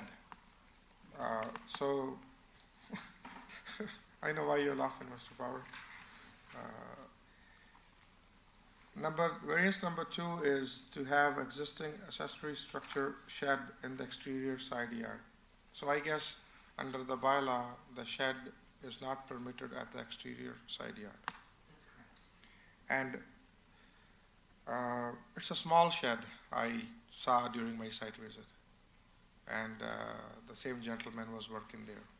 So I think you were fixing your fence. Yeah, we're fixing the fence. Right. And the shed is small. I don't know if accepted or not. When I look at the shed, I do agree with variance number 3, and I'm in agreement with staff's position. But it's a movable shed. So the gentleman just pushed a bit, so the shed can come under the bylaw. So basically, they just pushed ahead. It's not a big shed. So if that's staff's concern about variance number 3, that the location has to be, the setbacks has to be according to the bylaws from the fence, if they satisfied. So I guess that's what, that will satisfy staff's concerns regarding variance number 3. Yes. There's another application which you're going to review later in the agenda, Ms. Jenkins. That is application number 12A19154. They also have the exterior side yard, and they have a fair amount, they have a good size of shed in their backyard. And staff's recommendation in that one, they're okay with that shed at the exterior side yard. I know each and every application is different. The similarities are both these properties are corner property. In this case, this shed is not even visible because it's below the fence. So please correct me if there's any other concern or comment you have, but my personal opinion is I'm okay with this little shed. So in other terms, I'm okay for variance 2, but not for variance 3. Because this shed is movable and they can bring under the bylaw with their necessary setbacks. So committee members, if you have any comment to make, you're more than welcome. Sir, you wishes to add, you want to keep your shed or you're okay with the staff report as is? Thank you very much. And I move it already to 3. I already move it as you said. Okay. It's already been done. Ms. Jenkins, you would add something? No, but thank you, Mr. Chairman. I'm afraid that I'm not familiar with the Jessup property. That wasn't one of my files, so I don't feel equipped to provide a comparison. In this instance, our feeling was that it is indeed a portable shed, movable. If you're going to move it away from the property line, there's no reason you just couldn't move it right into the rear yard where it's permitted as well. However, if it is the pleasure of the committee to allow that shed to remain where it is, we would recommend a condition that it not go up to the allowable height. Because exactly. I agree with you if it's a movable then, but when I look at the backyard, to my honest opinion, that is the right location for that tiny shed, unless they are putting something else, because that's where the entrance to the basement is, the step down staircase is going. when you come, that's where the fence gate is when you come from the side. So to me, that location is appropriate, and we can add certainly those conditions. I'm okay for that. Like today we approved this shed down the road. The owner or the new owner take advantage of that shed. So we can add those conditions regarding height restrictions and stuff. And if you may, if you please suggest, I would like to add those. But I'm okay with the rest of the conditions. So we just need a slight modification. Variance number 2 is we are going to approve, and variance 3rd we are going to refuse, and we need to add more condition regarding the height. Committee members, are we okay with that, or any other suggestion? No, okay with that.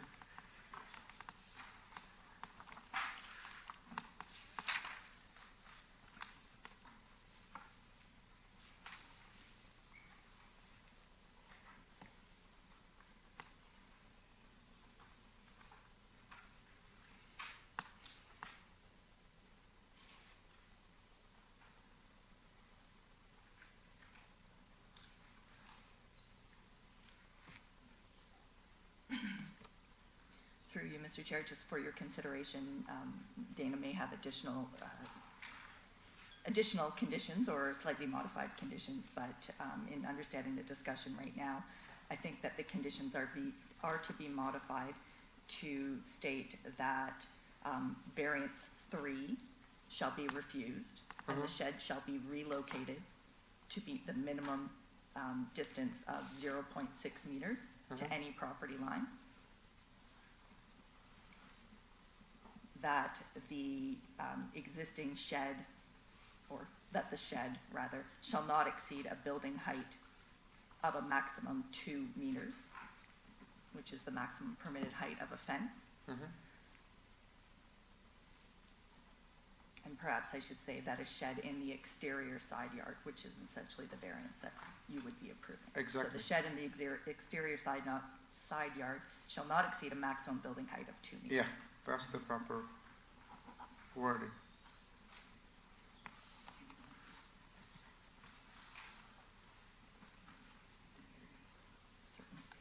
Sorry, through you, Mr. Chair, Dana is suggesting that we also cap the area of the shed to the existing small shed. I don't think so. This is over the bylaw. It's nowhere near the maximum bylaw. It could be increased quite significantly, to be honest with you. So if the cap is to apply to this existing shed, it would be limited to the existing 24 square feet, which is 2.22, 2.23, we'll say, square meters,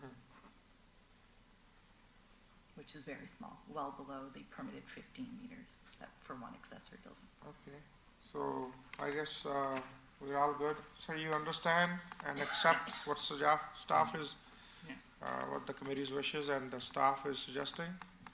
So basically, you need to move your shed 0.6 meter, which is approximately 2 feet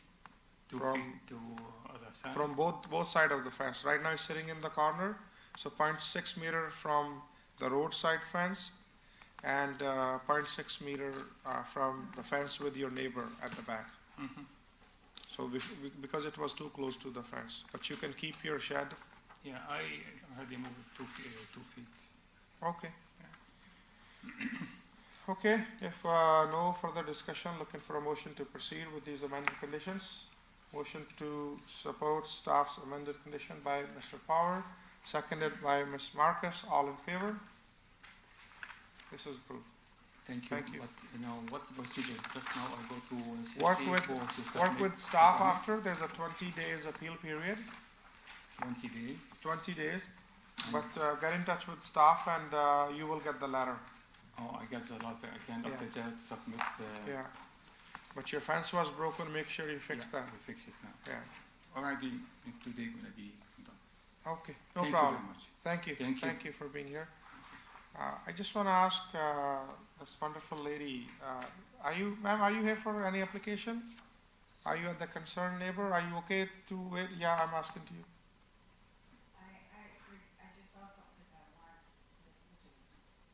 Okay, okay. Are you comfortable by sitting?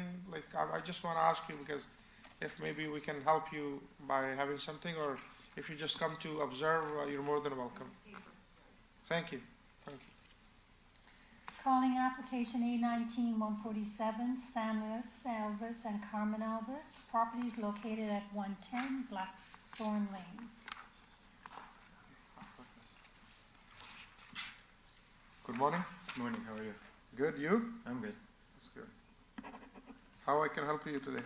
Yeah, I'm just the authorized agent for the homeowner for 110 Blackthorn Lane, representing our company Lumon Canada that builds patio covers and sunrooms. Your name and address for the record? Ronald Hiralo. The address is 110 Blackthorn Lane.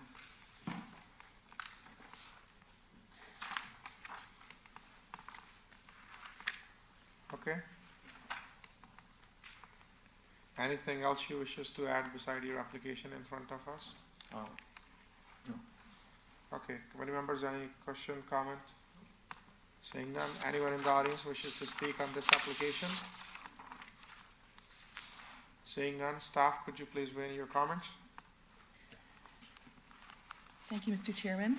Staff are of the opinion that 2 of the 3 variances do meet the 4-part test under the Planning Act, and that 1 of the variances to permit the 0-meter setback for the attached existing storage shed in the side yard be refused, as it does not comply with the Planning Act. We're therefore recommending that this application is supportable in part, subject to the following conditions. Number 1, that variance 3 be refused. Number 2, that the increase in lot coverage be approved, but limited to 39.1% in order to exclude the coverage of the attached storage shed in the side yard. Number 3, that the height of the proposed roof over the existing patio not exceed 1 story in height. Number 4, that approval of the increased height of the rear yard fence is subject to maintaining the existing lattice-style top. Number 5, that drainage from the roof structure be directed onto the subject property and drainage on adjacent properties not be adversely impacted. And finally, number 6, that failure to comply with and maintain any condition of the committee will render the 2 approved variances for lot coverage and fence height to be null and void. Thank you. Just my comment, I respectfully agree with staff report regarding the refusal of these variances. Your shed is basically blocking the entrance to the back. That I personally don't feel that's the right location for your shed. Okay. Because your side vinyl siding, I guess, or the aluminum, that's also getting damaged right above the shed because there's no access. You might need to, or the owner might need to replace or fix it sooner than later anyway. Yeah. So I am okay with this report. That's my personal opinion. However, the committee could have different opinion. Are you understand and accept this condition, or you like to ask something, or? No, I accept, and I'll inform the homeowner as well about the side shed. Okay. Yeah. Okay. Good members, if no further discussion, looking for a motion to proceed. Motion to support staff recommendation by Mr. Power, seconded by Mr. Cope. All in favor? Thank you. Thank you.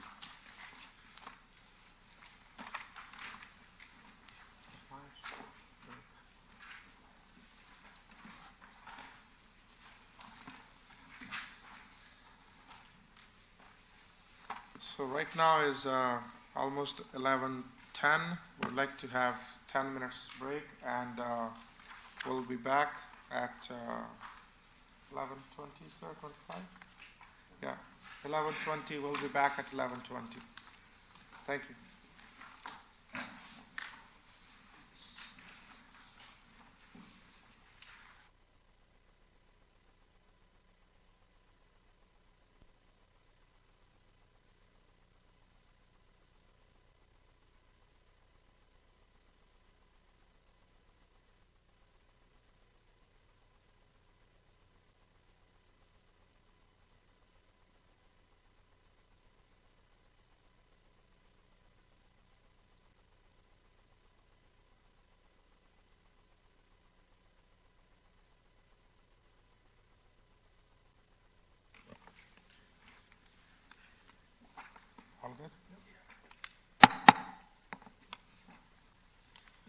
Ms. Myers, if you can please call the next application. Calling application A19-150, Michelle Nagy and Cleve Ferguson. Property is located at 18 Creekview Court. Good morning, everyone. Yeah. This is Ahmed Al-Karnshawi. I'm the agent for the applicant, 18 Creekview Court. So here's the application, and there's nothing to be Sure. nothing to be added. Okay, sure, no problem. Committee member, any question, comment, concern at this point? Seeing none, anyone in the audience wishes to speak on this application? Seeing none, staff, could you please weigh in your comments? Thank you, Mr. Chairman. Staff reviewed the application against the four tests as outlined in the Planning Act and recommending approval subject to 3 conditions. Condition 1, that the applicant obtain a building permit for the open roofed porch within 60 days of the date of the decision of the committee. Condition 2, that the structure remain of an open style construction. And Condition 3, that failure to comply with and maintain the conditions of the committee will render the approval null and void. Agreed. Do you understand and accept these conditions? Yeah, we accept. Okay, looking for a motion to proceed. Motion to support staff recommendation by Mr. Power, seconded by Mr. Cole. All in favor? It's approved. Thank you.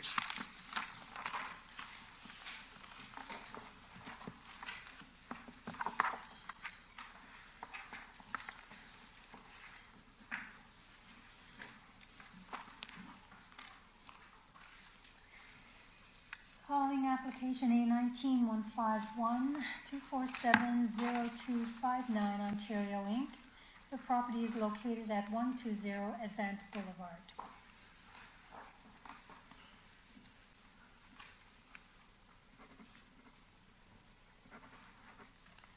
Sorry, if I just might add, they are here. I think they're just out in the other room, so Okay. Ms. Walkey's going to go Should we try put and it, retrieve them. if they are not here, maybe we can just put it at the back of the agenda?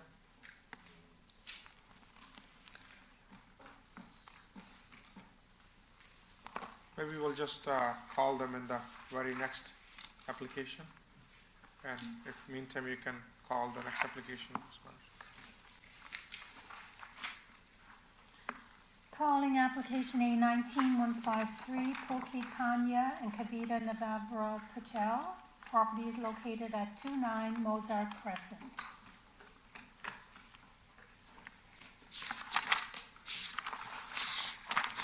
Good morning. Good morning, everyone. My name is Tanveer Rai. I'm the authorized agent for Pulkit Pandya and Kavita Patel, residing at 29 Mozart. My office address is 2130 North Park Drive, Unit 249. Through the chair, if I could just get the name of the agent who is speaking. It's Tanveer, Tanvir, and last name is Rai, Rai. Thank you. Okay, committee members, any question, comment, concern at this point? Seeing none, anyone in the audience wishes to speak on this application? Seeing none, staff, could you please weigh in your comments? Thank you, Mr. Chairman. Staff reviewed the application against the four tests as outlined in the Planning Act and recommending approval subject to 5 conditions. I would also like to add a condition of approval. Condition number 1 is that the owner provide a side yard drainage design that ensures that the drainage from the applicant's side yard follows the approved drainage design for the property and is unobstructed by the proposed above-grade entrance.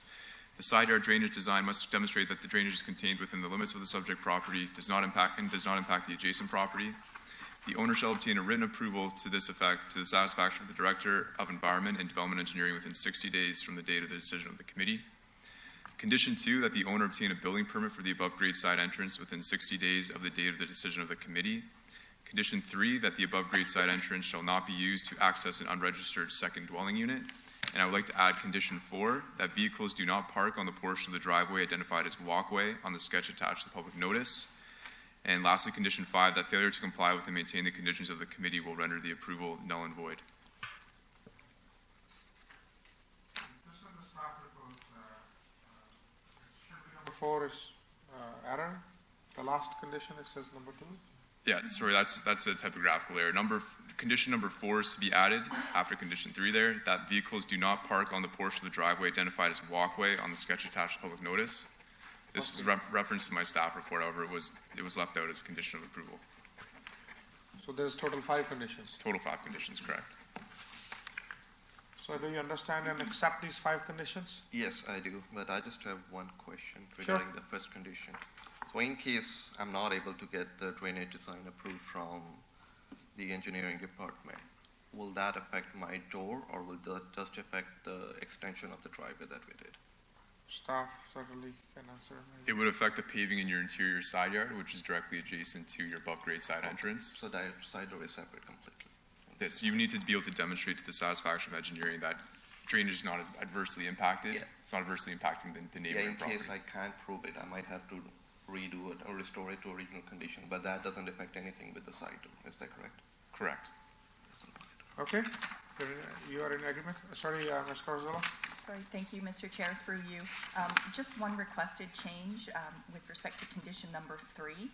In as much as this is an entrance on a 3-foot side yard, I would just like to have the condition amended to say that the above-grade side entrance shall not be used to access either a registered or an unregistered second unit. It does not qualify as the principal entrance to a second unit.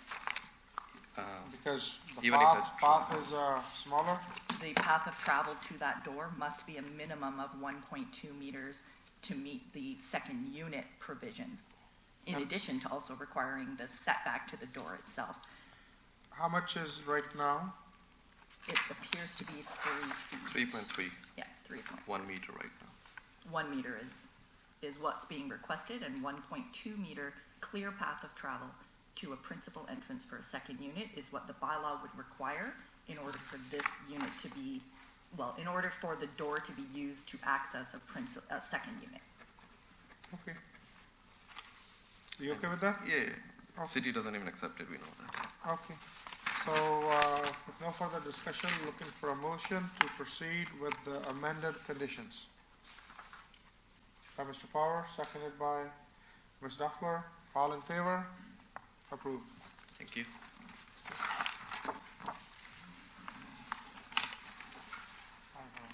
I'm gonna ask somebody else next time. Thank you.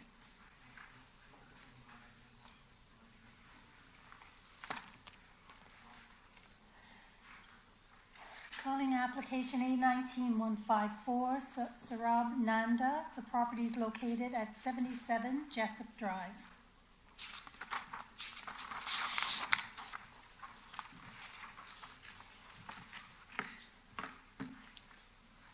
Mr. Chair, Morning. committee members and staff, good morning.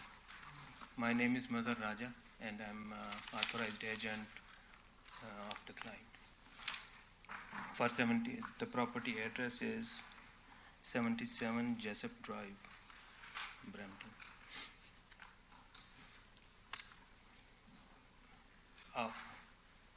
Mr. Chair, our requests are the same, there's no change, and looking forward for the decision. Okay, sure. Committee members, any question, comment, concern at this point? Seeing none, anyone in the audience wishes to speak on this application? Seeing none, staff, could you please weigh in your comments?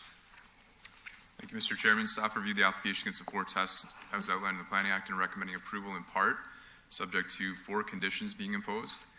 That variance 1 and 3 be refused. Variance 1 and 3 are variances to the implementing provisions for the zoning bylaw for second dwelling units, and they are not considered to be in conformity with the general intent of the official plan or the general intent of the zoning bylaw or appropriate for the development of the land or considered to be minor in nature. And for that reason, we are recommending that they be refused. Variance number 2, that the owner maintain the general location of the existing wood board fence to ensure that the existing shed in the exterior side yard remains entirely screened from public view. Condition 2 has to be revised to make reference to the existing shed. There was a stock condition that was included there that makes reference to a below-grade entrance. So that condition 2 will need to be revised to make reference to the existing shed. Condition 3, that all drainage from the existing accessory structure in the exterior side yard be contained solely within the limits of the subject property. And lastly, failure to comply with and maintain the conditions of the committee will render the approval null and void. Okay. Yes, Mr. Chair, I have a problem with the first recommendation. Variance 1 and 3 be refused. So just want to know that when we say that zoning bylaw amendment is required, what is the tolerance, how much it can be done? Like, we need 5.4 meters in length parking space, and we are asking for one. We have available 5.01, so we are asking for 0.19. So my question is, how much tolerance we have we can get approved? So what's the tolerance level? My question to the staff. I guess what the applicant is, so the entire application, they need total 3 parking space in order for us to move ahead with their application for the second dwelling unit, right? Am I correct? That's correct. So they can park 1 car inside the garage, and they need 2 parking spaces outside. So what length we have and what is required, and they are short by how much? So the variance is to permit a parking space length of 5 meters, whereas 5.4 meters is required. So that's the variance that they've applied for. So any variance to the implementing provisions of the zoning bylaw for second units are considered to require a zoning bylaw amendment, and they're intended to be quite rigid for that purpose. Some dwellings are going to be able to qualify for second unit registration, whereas some just naturally are not going to be able to qualify.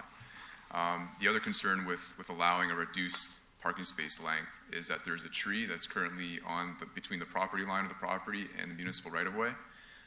It is expected that tree would have to be relocated or removed to be able to accommodate that reduced parking length, in which case our forestry group has indicated that the survival of that tree is unlikely. In the case it has to be relocated, it cannot be relocated because it's too mature, and if it is removed, it is a mature tree, and we do not like removing mature trees in favor of driveway widenings or extending the length of a parking space on a property.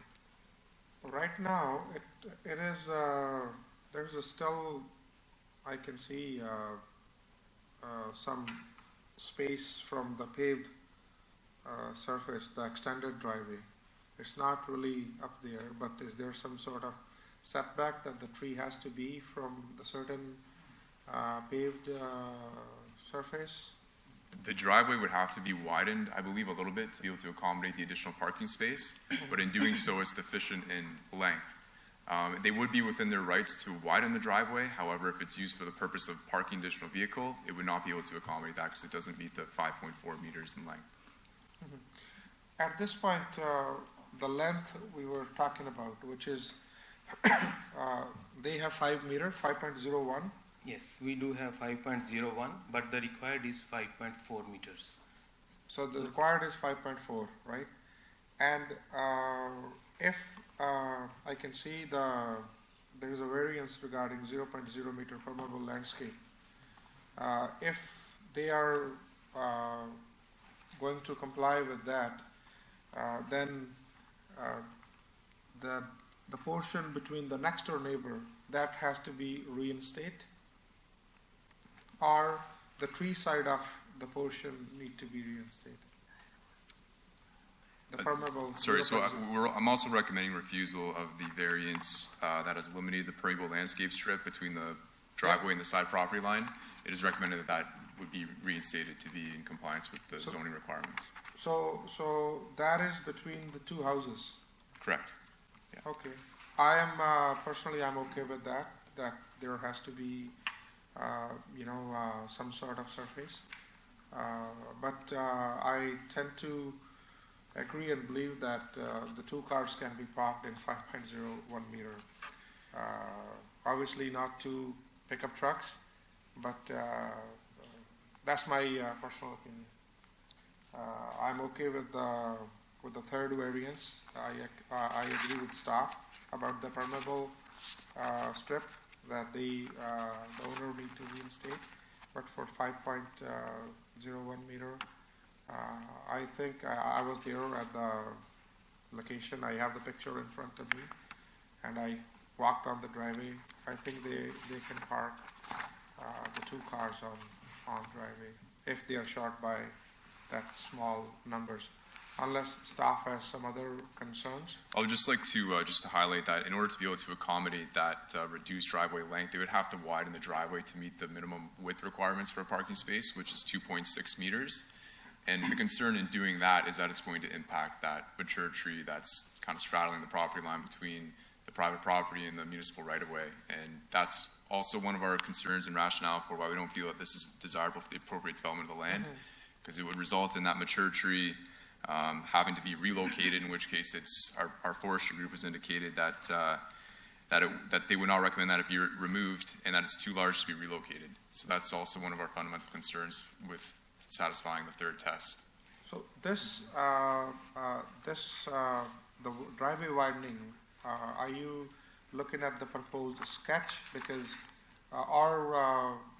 so in that cases, your client wishes to park 2 cars side by side, not back to back? Yes, of course. No, we need 3 parking in total. One So in the garage. one is inside, you need 2 outside. And the 2 on the side, yes. So, yeah, we do have space behind the car, but we cannot like officially say that like we can park there. We need to have 3 parking lots in our land. So that's why. 3 parkings you need in order for us to go ahead for the second dwelling unit. Yes. 1 space is inside the garage. Yes. You need two outside. 2 outside. Parallel. We cannot allow you to park 3 outside. I don't think so. We're not talking about third car outside. Yeah. We need to have only 2 cars as shown in the plan.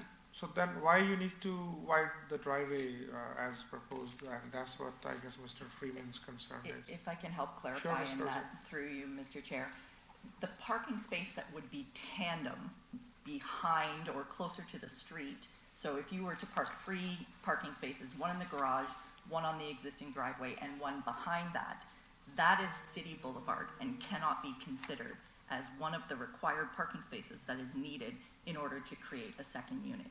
So to create the 3rd parking space, they're looking to widen the driveway, as shown where the green indicates. They do have some space and they don't exceed the maximum permitted width for a driveway on this lot, but it means that that driveway is going to require the removal of the tree that is on the municipal boulevard.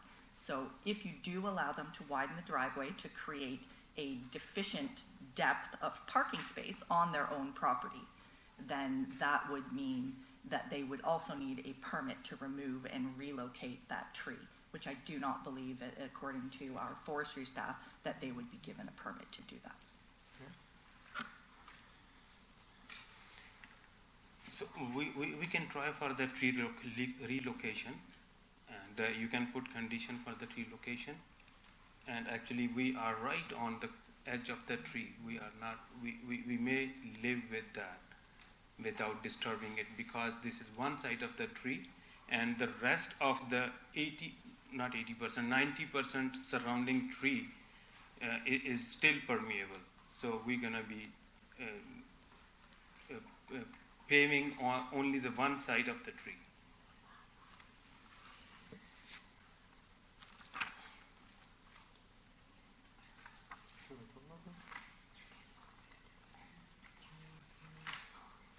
Just one question to staff.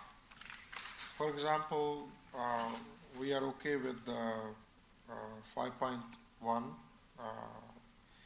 but at the same time, we want to reinstate the permeable side. Like, we want to refuse that variance. What is going to happen in that case? So through you, if that is the committee's decision, then I would encourage you to include conditions that, number 1, require the applicant to obtain a permit to relocate the city tree if necessary. Okay. And number 2, obtain a permit to cut the municipal curb to allow that widened driveway. Number 3, obviously, to reinstate the required permeable landscape surface adjacent to the side lot line. May I suggest one regarding the permeable? Sure. So permeable is for the drainage, the lot drainage overall. So can we amend this like instead of 0.6 permeable, we can keep 0.45 as pavement and then 0.15 meters for the water drain? so that water, the drainage will not be a problem, and we can keep the pavement as well happen. The whole idea is Yeah. the flow. Flow of the And- water, yes. Right? Yes. And the drainage. Yes. We don't, if everyone start paving those, then the water on your property is going Somewhere up else. somewhere else, and it's going to the region resource. So that's where our whole idea is, and that's where staff's position is, if I'm not wrong. So That's correct, in addition to the impact on the streetscape. exactly. So But if we see overall the lot, we have a lot of permeable within the lot. We have not paved the backyard and the other side of the house, like it's a corner lot, big lot, and we have permeable a lot. So this 0.5 meter by like 20 feet will not be impacting that much, as long as the water is concerned. I The understand. infiltration regarding. Yeah, no, I understand what you are suggesting, but this is something this committee is maintaining the position, unless it's some of the unique case. So you are willing to do something extra for your property, and given the fact we need second dwelling units around legal, which is a good thing that you are here in front of us and you want to go together, you want to follow the procedure. We are here to accommodate, but unfortunately not on every aspect. So you understand where I'm coming from, right? Or where this committee members are coming. So that's my suggestion. If committee members are okay, then I would ask Ms. Corzola to help us out with the wording. Do we really need? I'm all in to put that condition for the tree. I fully support that. I fully support staff on that. But at the same time, what are the chances that they need to have the permit, or the tree has to relocate? Because right now I don't think so. If they are not extending. Again, the condition would be worded such that they obtain a permit to relocate the tree if necessary. If necessary. I fully believe that they will be required to relocate that tree. The Works and Transportation Department will very rarely approve a driveway widening that is anywhere closer than 3 feet from the outside edge of the tree. We're talking about the root ball and drip line of the tree, not just the trunk of the tree. But to give them that flexibility to make the determination, the recommended condition is that the applicant shall obtain a permit to relocate the existing street tree if necessary. Mr. Chair, if regarding the tree protection, if we consider the drip line of the tree, I don't believe any. Sir, that's any tree why will be- we are saying if necessary, Yeah. you can certainly work with the department All right. after, and you can give all these ideas to them. Maybe they are okay with it. Right? All right. We are not there to monitor your tree or the systems or stuff, but we are here to fully accommodate, and we are here to find a solution. And I think staff is doing their best, and we are doing our best. Thank you very much. You cannot get 100%. We cannot give 100%. All right. Yeah. Sure. Right? So I hope you understand our position as well. Yeah. Okay. So Ms. Corzola, if we can just reword one more time, and so everyone is on the same page. Sounds good. So I'll read through the conditions as Please. amended. Condition 1 would be that variance 3 be refused, and that the required 0.6 meters of permeable landscaping be reinstated along the side lot line. I would recommend condition 2 be that the applicant shall obtain a permit to relocate the existing tree on the city boulevard if necessary. Number 3 would be that the applicant obtain a permit to cut the municipal curb, allowing a maximum driveway width of 5.2 meters. And then the other conditions would be currently as worded and modified as condition number 2, that the owner maintain the general location of the existing wood board fence to ensure that the existing shed remains screened from public view.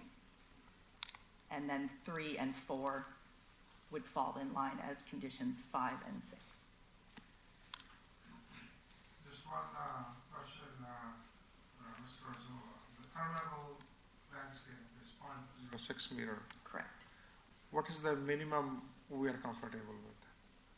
I have no opinion on that. I would defer to planning staff as to reasonable, if a reduction is warranted. Because if we are entirely going to cut that, then they certainly need an extension other side.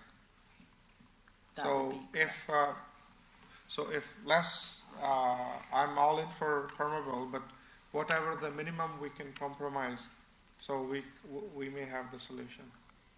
Yeah.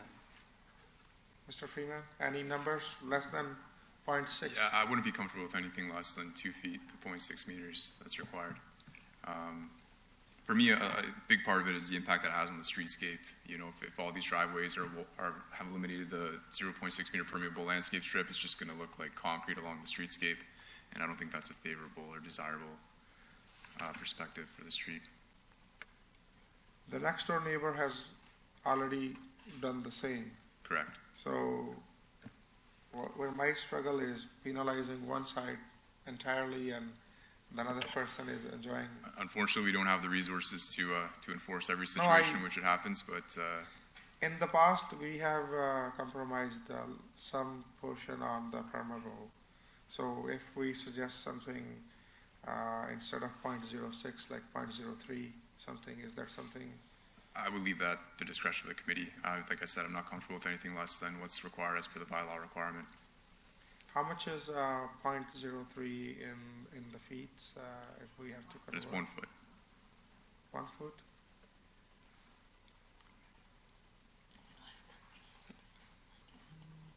Mr. Chair, as I requested before, like if we can have 0.45, like 1.5 feet per pavement and half a foot permeable, so that will allow the drain and we can stay away from the tree as much as possible. And for the city of Brampton, we can put some new trees in our lot as a good gesture. Well, committee members, Mr. Power, would you suggest some reduction, like 0.3? Through you, Mr. Chair, I don't think we do any reduction. We approve variance number 3 and leave the concrete as it is. It's already there. It's how long it's been there. Both neighbors are acting the same. I spoke with the next door neighbor, and he was perfectly fine with 2 cars parking side by side.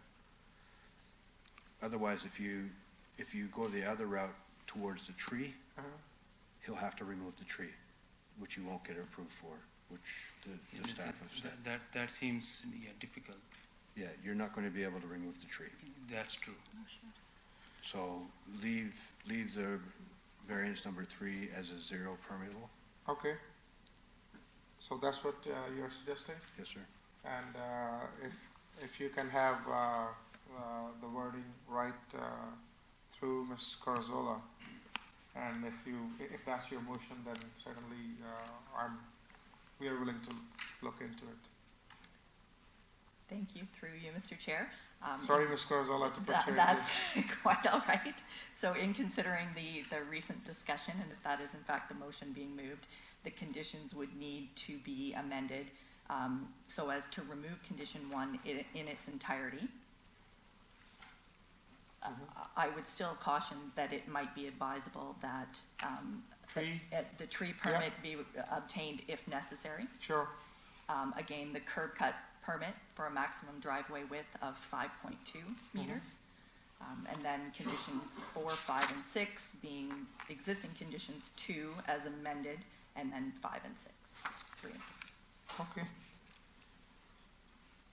So, Mr. Power, that's your motion? So motion on the floor by Mr. Staff, would you want to comment, or you're okay with that?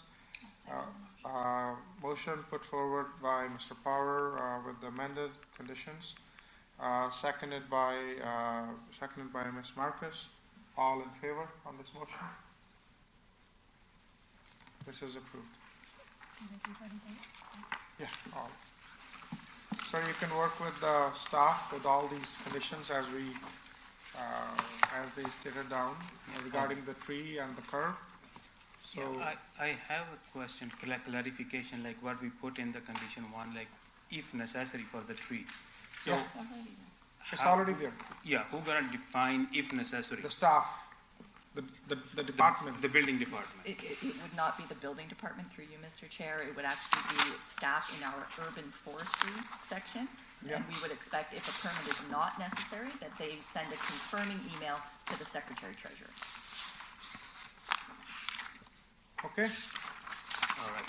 thank you. Thank you. Calling application A19-157, 121-7246 You wanna say something? Ontario. I'm sorry, please go ahead, Ms. Myers. Calling application A19-157, 121-7246 Ontario Inc. Property is located on Queen Street East. Okay, sir, if you can please hold for one quick second, I think, Yeah, if I may, Mr. Chair, through that, we had deferred application A19-151 just while we went out and got them, and I understood we were going to bring them back, so perhaps following this one, we could bring that one back, if appropriate. I think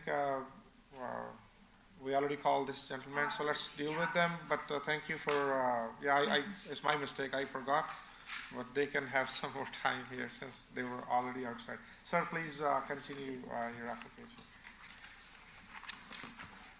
Good morning, Chair, morning. Council, and staff. My name is Frank Lanza. I'm the acting agent for Depoche Management, also known as 121-7246 Ontario Inc. And we are here for a minor variance in respect to outdoor storage. Okay, any question, comment, concern, committee members? Seeing none, anyone in the audience wishes to speak on this application? Seeing none, staff, could you please weigh in your comments? Thank you, Mr. Chairman. Staff reviewed the application against the four tests as outlined in the Planning Act and are recommending approval subject to 5 conditions. Before proceeding, I would just like to make note of a potential revision to the way in which the variance is worded. The applicant can confirm, but I don't believe that it is the applicant's intention to park oversized motor vehicles on the property, and nor would the city entertain that. I actually include a condition of approval here that oversized motor vehicles not be parked on the property. Is that Correct. correct? Yes. Okay, so the conditions as they're included in my report, there's a total of 5 of them. Condition number 1, that the outside storage of motor vehicles be allowed for a temporary period of 2 years from the date of the decision of the committee. Condition 2, that no other outside storage of materials, equipment, or oversized vehicles shall occur at any time. Condition 3, that no cleaning, maintenance, or repairs of the motor vehicles shall occur on the property at any time. Condition 4, that the variance be approved only to the extent as indicated on the sketch attached to the public notice. And lastly, that failure to comply with and maintain the conditions of the committee will render the approval null and void. So do you understand and accept these conditions? Yes, we do. Okay, looking for a motion to proceed. I'll second it. Motion to approve with staff recommendation by Mr. Power, seconded by Ms. Marcus. All in favor? Approved. Thank you. Thank you. Advanced Boulevard application. If you can please call Ms. Myers.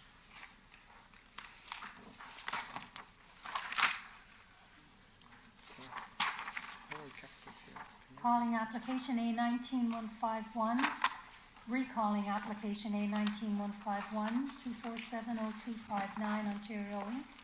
And the property is located at 120 Advance Boulevard.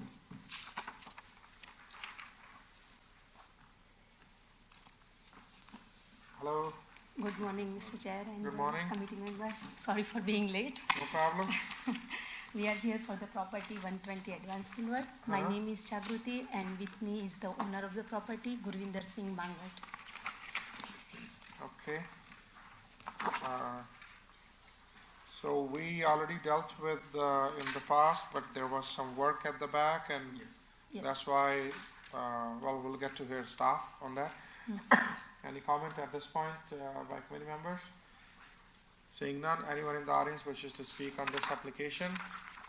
Seeing none, staff, could you please weigh in your comments? Thank you, and through the chair, so staff are in support of application A19-151, subject to the following conditions being imposed. That the applicant shall remove the storm sewer pipe installed without approvals at the rear of the property and reinstate the drainage ditch to its original condition in accordance with site plan application SP 00-041.001 before the expiration of the temporary use permission as may be granted by the committee to the satisfaction of the City of Brampton Public Works and Engineering Department. 2, that the automobile impound facility use be permitted for a temporary period of 3 years from the date of the committee's decision. 3, that the automobile impound facility shall be screened from public view. 4, that the automobile impound facility shall only be permitted in association with motor vehicle repair shop. 5, that application A19-074 be rendered null and void. 6, that the extent of the variances be limited to that shown in the sketch attached to the public notice. And 7, that failure to comply with and maintain the conditions of the committee shall render the approval null and void. Just for a bit more explanation. So that application, A19-074, was heard at the May 28th, 2019 Committee of Adjustment meeting. At that time, a similar condition with respect to the sewer pipe at the back of the lot was recommended. However, at that time, it was recommended that the pipe be removed within 180 days of the date of the committee's decision, and that the use permission shall not come into force and effect until that pipe be removed. Since that time, the applicant has essentially highlighted that the removal of that pipe at this time is providing too much of a financial hardship for them to be able to begin to do the work before that operation begins. So instead, they have come back with this temporary permission that they're seeking, and then the condition being that the pipe be removed before that temporary permission is removed, so 3 years from now. We felt that this was an appropriate compromise, understanding both the position from the city with our engineering department and the trying to work with the applicant to find a happy solution. I find that very reasonable and very fair compromise by the staff and to accommodate an existing business, given the fact that even though they did agree in the last hearing that they will be removing the drainage but with the financial aspects, I guess it's a fair compromise by both the parties. So I personally am okay with it. But just, are you in agreement and you understand and accept these conditions? Yes. Okay. Committee members, if no further business, looking for a motion to proceed. Motion to put forward by Ms. Marcus with With the the conditions imposed by proposed by the staff. Seconded by Mr. Cope. All in favor? It's approved. Thank you. Thank you so much.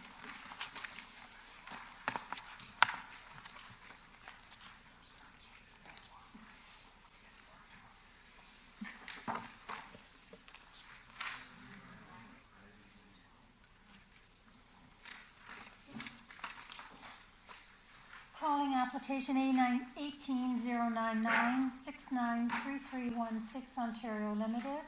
The property is located at 98 Wentworth Court.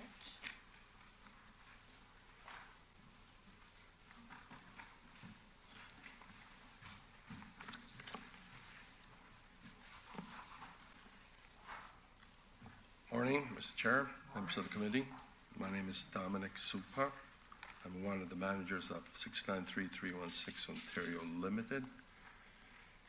We're here to ask relief of a minor variance to have a waste transfer station allowed as it is on the premises.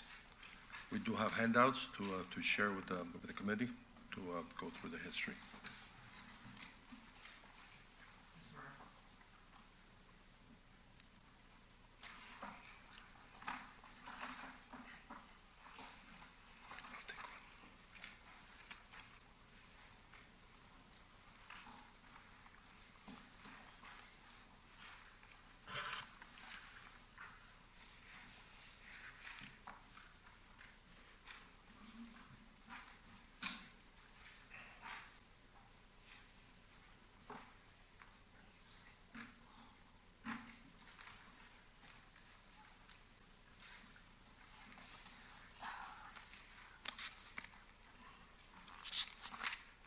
Next to me, it's Samara Hag. She's one of our internal planners, and she's the one who prepared the handout. It's a matter of history. We've been on the premises for about 20 years. There's a picture in your handout when we took over the premises of the garbage of the previous owner that was there. It's got, it's a black and white picture of what the site looked like at the moment in time. the site looked like at the moment when we took over. You can see the rear of the premises and all the garbage accumulated. We put on a shed subsequent to applying to the administrative environment for certificate of approval. We were on that site for probably 10, 12 years prior to a fire occurring, and that's when the fire occurred at the previous shed. The city never came around to say anything about the shed. We mainly cleaned the property and put a shed, obtained a certificate of approval, and carried on business. The only reason the city has come to the site is because of the fire. We have, subsequent to that, we did replace the shed, and you have your pictures of what it looked like previously.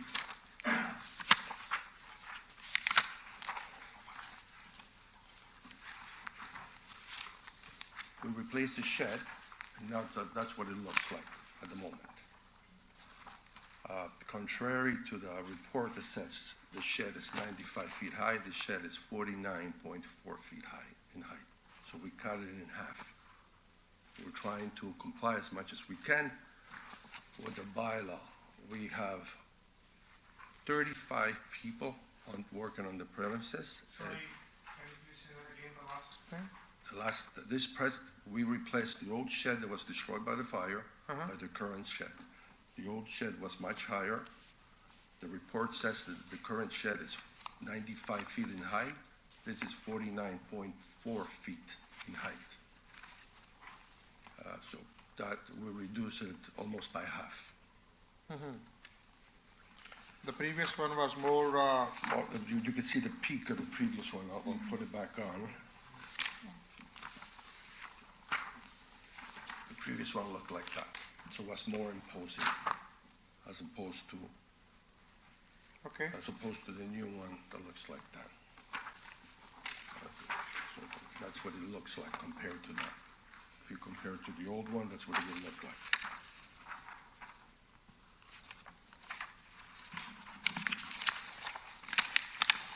And that shed is there for how many years? That shed's been there since the fire. It's been about 4 years right now. But the previous shed was there for 15 years. I showed you a picture. So the old one, which got caught in the fire, that was there for 15 years? And this new one that 3-4 blue years at the front? Since the fire, 3-4 years. Okay, this is about 3-4 years. That's right. Okay.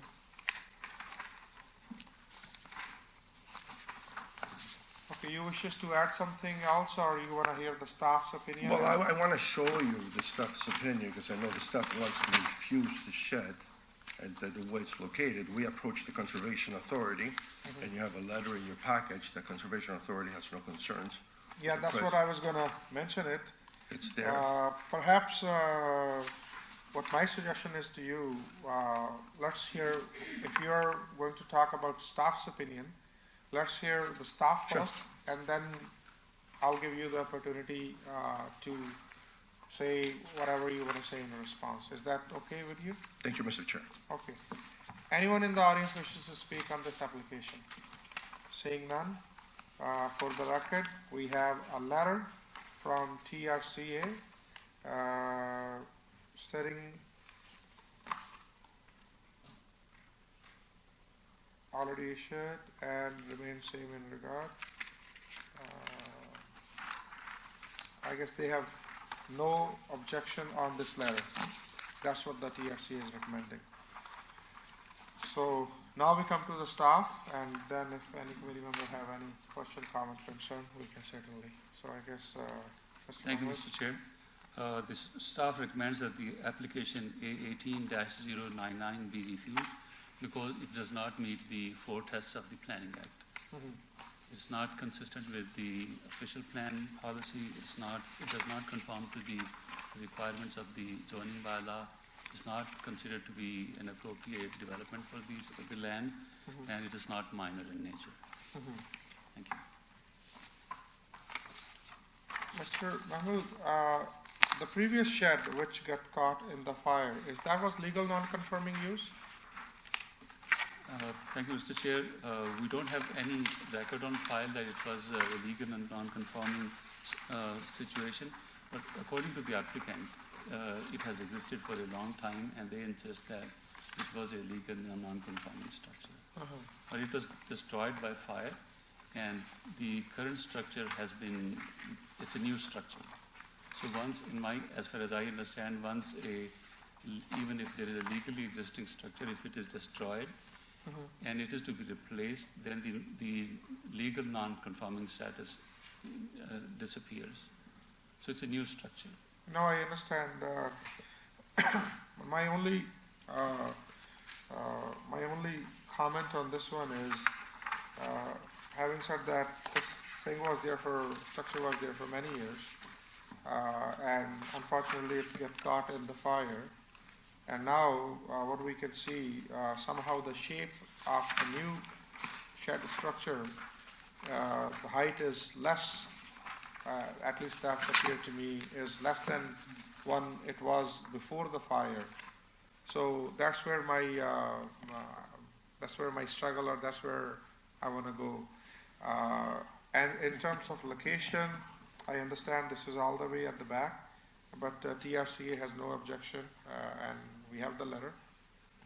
Ms. Corzola, you want to add If I may, through Sure. you, Mr. Chair, just to offer some clarification. The structure has certainly existed. The original structure that was built, I would say, was probably built somewhere between 2002 2004. So it has certainly been there for quite some time in the same footprint. Recognizing that that structure was, however, built without a building permit and built not in compliance with the setback and height limitations for an accessory building under the zoning bylaw. As a result, it can't be considered what's called legal non-conforming. If it had been legal non-conforming, they would certainly be permitted to rebuild an existing legal non-conforming that was otherwise damaged. But that's why we're here before you today, because the shed was not built with any approvals from the city in terms of compliance with the underlying zoning bylaw and or building code, because no building permit was issued. But has it been there for a long time? Absolutely. The fire, as you know, was approximately 4 years ago now, and the structure was since rebuilt on the same footprint, but to a smaller scale. It's certainly smaller in height if we can rely on the 95.47 feet that they originally asked for, and now we're down to 49.4 feet, which is a building height of only 15.05 meters. So that is essentially the history, and had it been legal non-conforming, we would not be here before you today. Okay. So my just a question to you. Can you please explain us about your business and why you really need this shed? Because when I look at the pictures, and I was at the site, your business is huge, big business. It's a big site.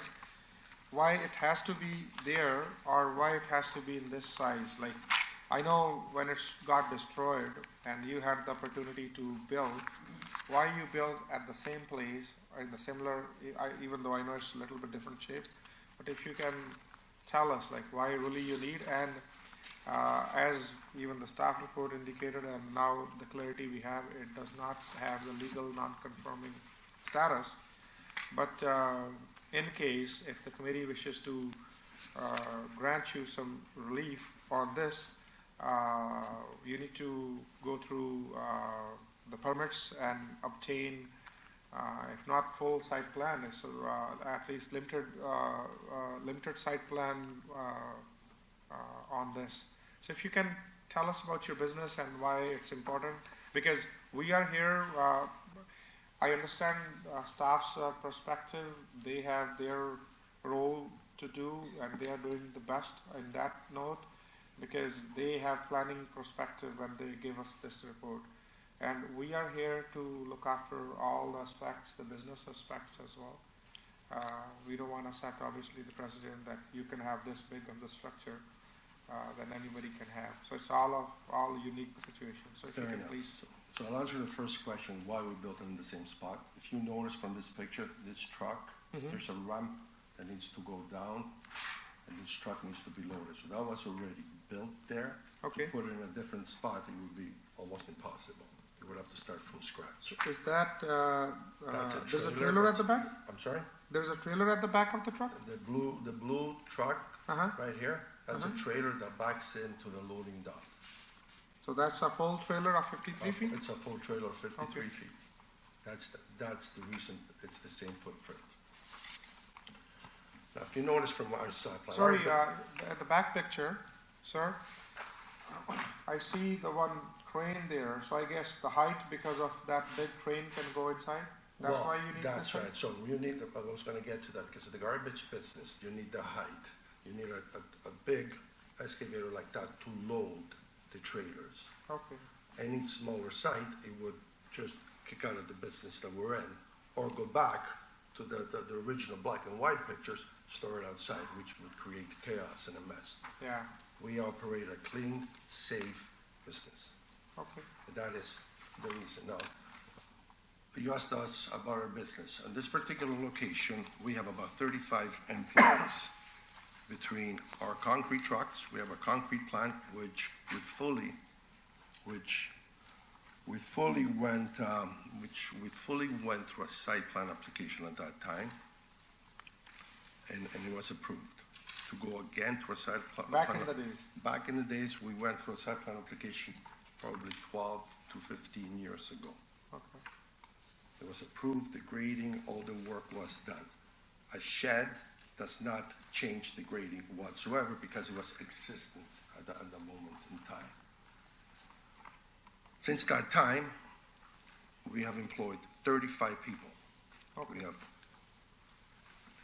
15 concrete-ready trucks drivers, 1 operator, 10 employees that work directly with the waste, and 2 welders on the premises. Mhm. So it's a big business with a lot of people going there to work. We always lived in harmony with all the neighbors. Nobody has complained. The only reason that we are here, again, is because of the fire. Had the fire not occurred, we believe that we would have continued to operate under the same premises.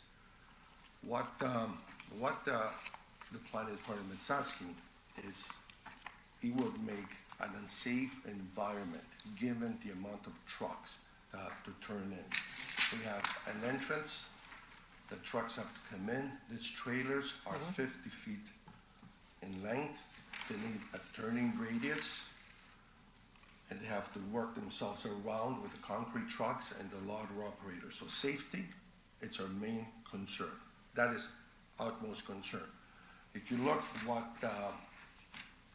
what it's asking of us is to move the shed 3 meters. If we move the shed 3 meters, it would create a really unsafe environment given the amount of vehicles that go through that site.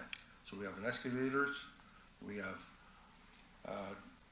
roll-off trucks that we call to bring the garbage in, we have concrete trucks, we have trailers that bring gravel for the concrete, and we have waste trucks that go away. There's a lot of movement. It would be so much difficult to go from 18 meters to 16 meters. That it would be unsafe, and it would create us close our business.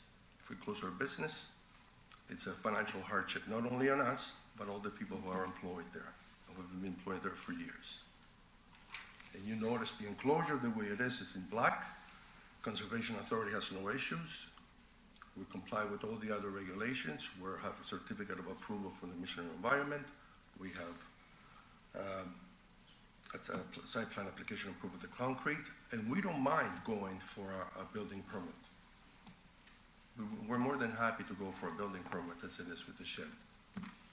But to move 2 meters as requested for the setback, it would be impossible to operate. Because the trucks will not be able to turn at all. because over here, your building is all the way up to here, so if you, and this area where you have the stockpiles, The stockpiles are behind, right here. So the stockpiles, again, if you can just picture 50-foot trailers coming in from here all the way back, it has to go here and back into the stockpile. Okay, again. Reverse. There is no room there is no turning radius. It has to do that. If you were to confine it to 2 meters less, it would be almost impossible to work safely or work at all. Okay, Mr. Power has a question. Mr. Power, please go ahead. So, am I correct in the new structure is only 49 feet? 49.4 feet in height, correct. And the original, you asked for the original height to be 95 feet. Yeah, we were going to replace the old one, but Right. we changed, To given 49 what's feet. going on, we went lower and still provided the same environment for the excavator to load our trucks. So would the staff then change its opinion now that it's at 49 feet versus the 95 feet that they were looking for? Through the chair, although I would like to say that although the staff does not know how high this structure actually is, but based on the application, minor variance application that we have on record, the structure was proposed to be 29 meters, which is 95 feet. And there's another thing that I would like to share with the committee is that the only reason the staff is basically not supporting this application is that when the minor variance application was submitted last year, our engineering departments identified and building departments identified a number of issues, including grading, drainage, SWEP, path analysis, and building code compliance and maintenance related issues, and site functionality. So based on that, staff suggested that the applicant should submit a site plan application so that the staff have the opportunity to see how these issues can be addressed during the reconstruction of the structure. But what has happened is that they have not yet submitted the site plan application, and instead they have went ahead and reconstructed the structure. But just to clear things, when was the last time and the only time this came to us? That was last year? It came last year, came a couple of times last year. We deferred it because the committee had suggested a limited planning application at that time. We approached, we had the pre-consultation meeting with the planning, and they went to a full-fledged application. We don't feel it's correct that they do that route, that they go that route, only because we went through a site plan application with the concrete plant, and nothing has changed. The footprint has not changed. We only added a shed that was already in existence when we bought the property, and you see the black and white pictures, and we only cleaned it up. So the grading has not changed. And again, the Conservation Authority has no objections whatsoever.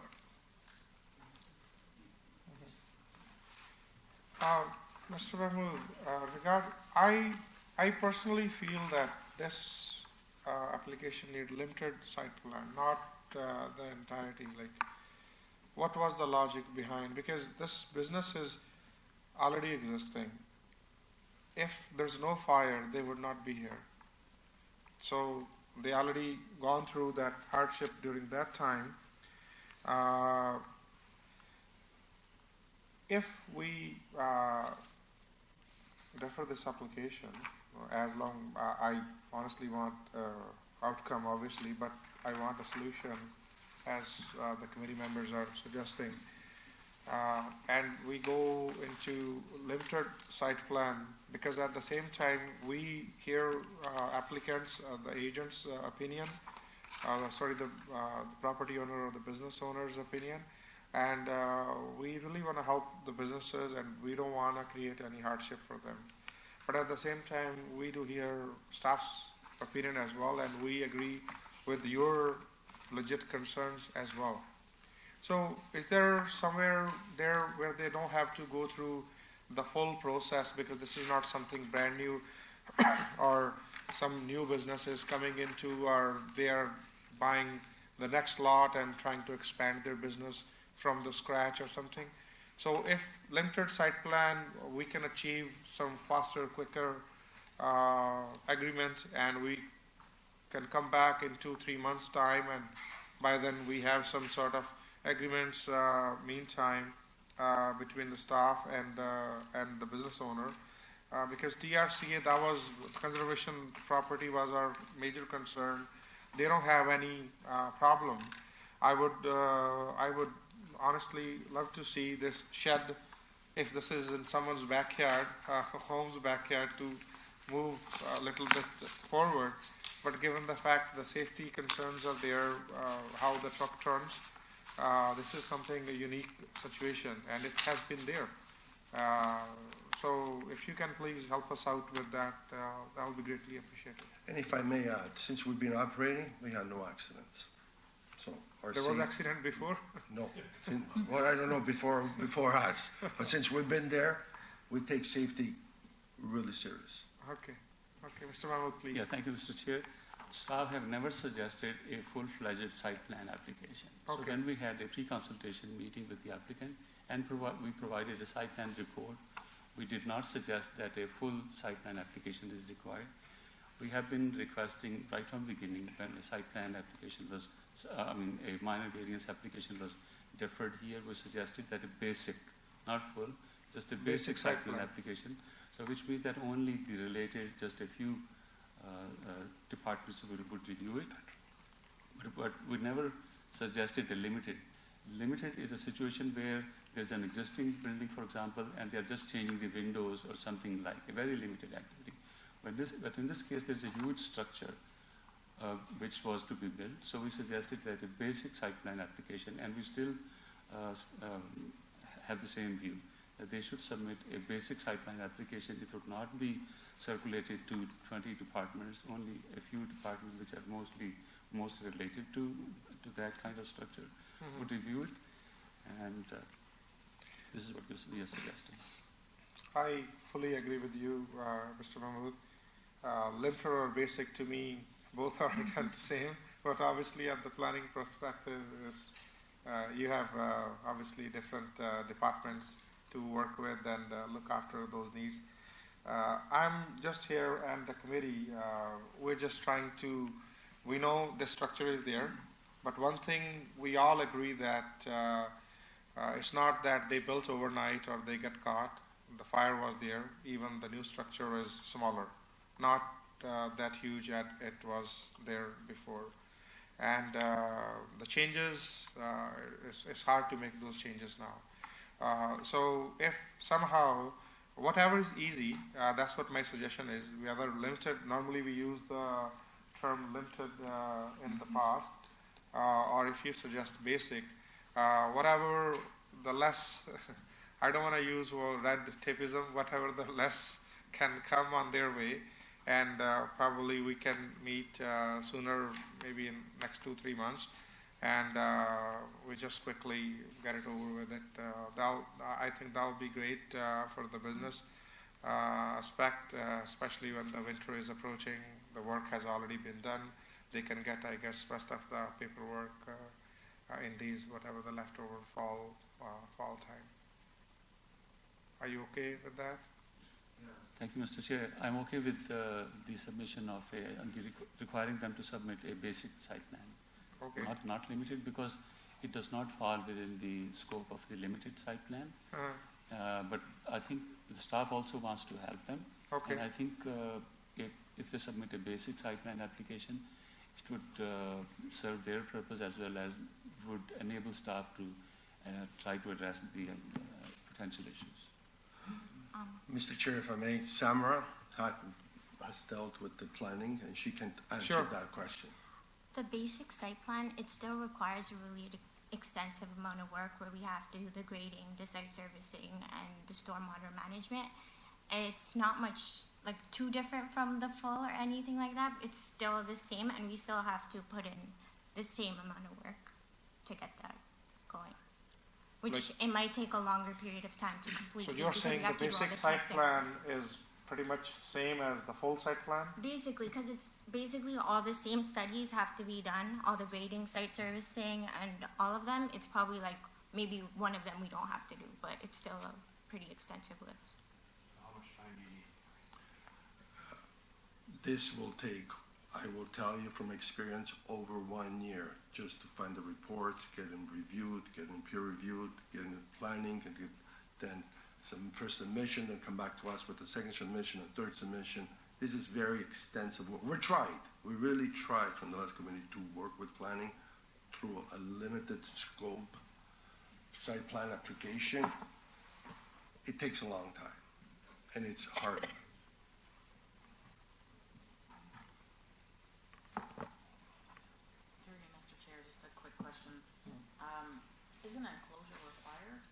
is this more for screening?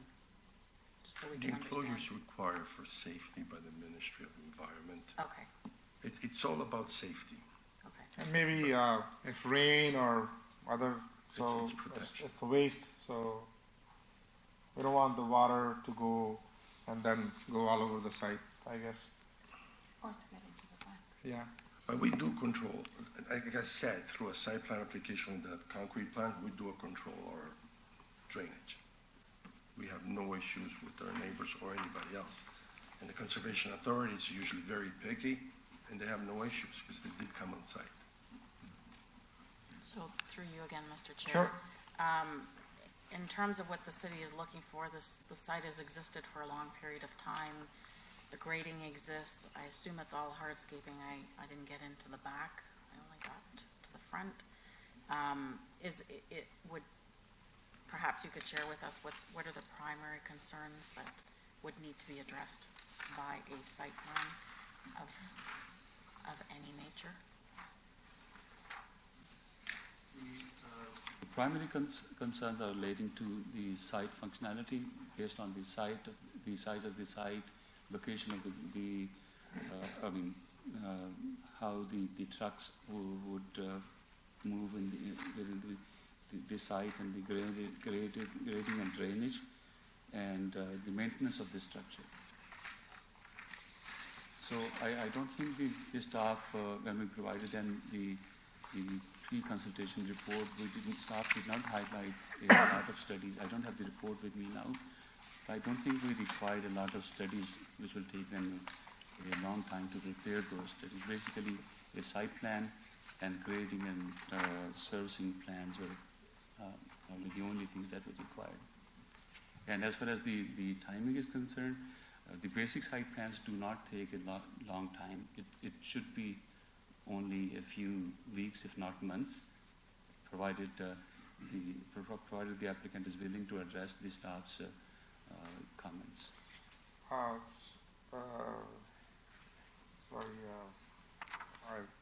would like to ask something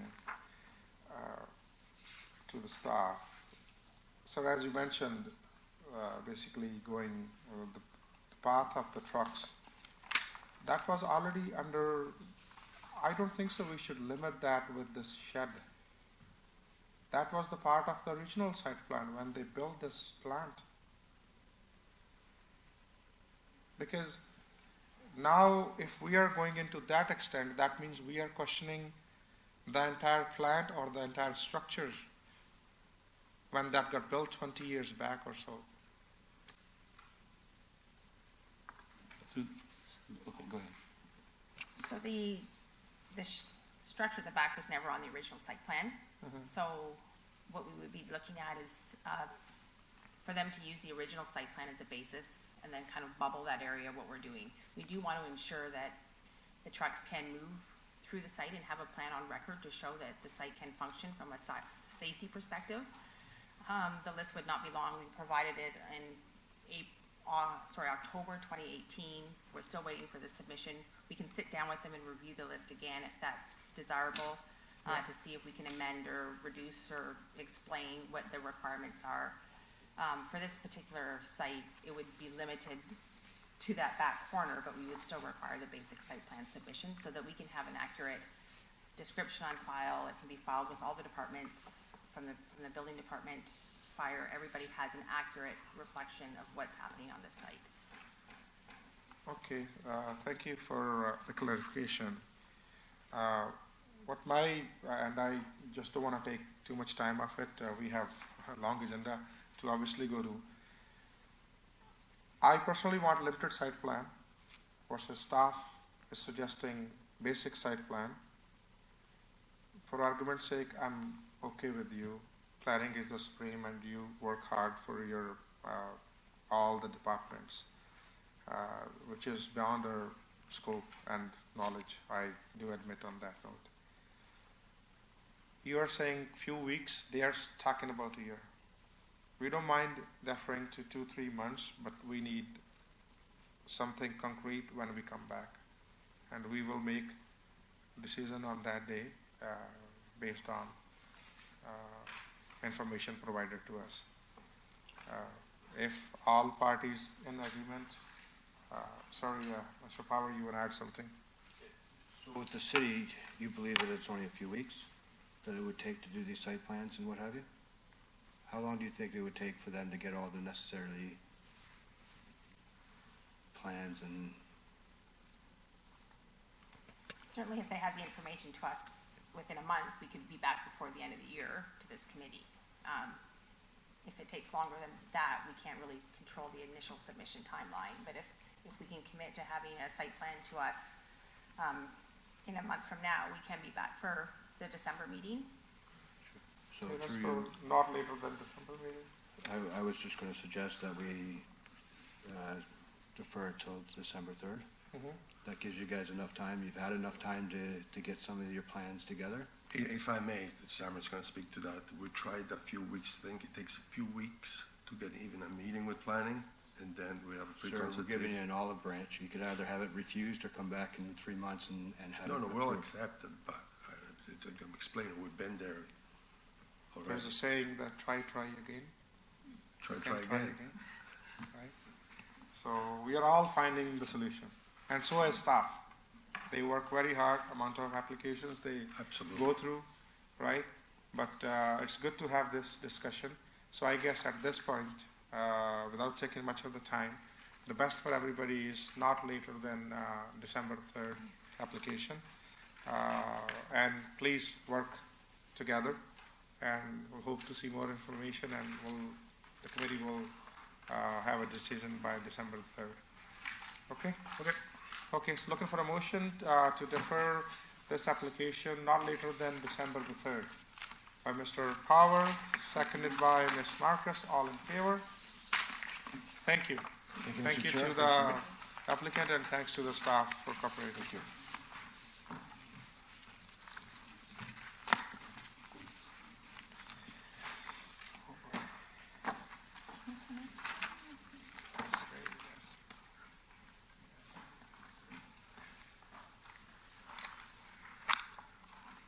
Calling application A19-045-951918 Ontario Limited. The property is located at 187 Deerhurst Drive.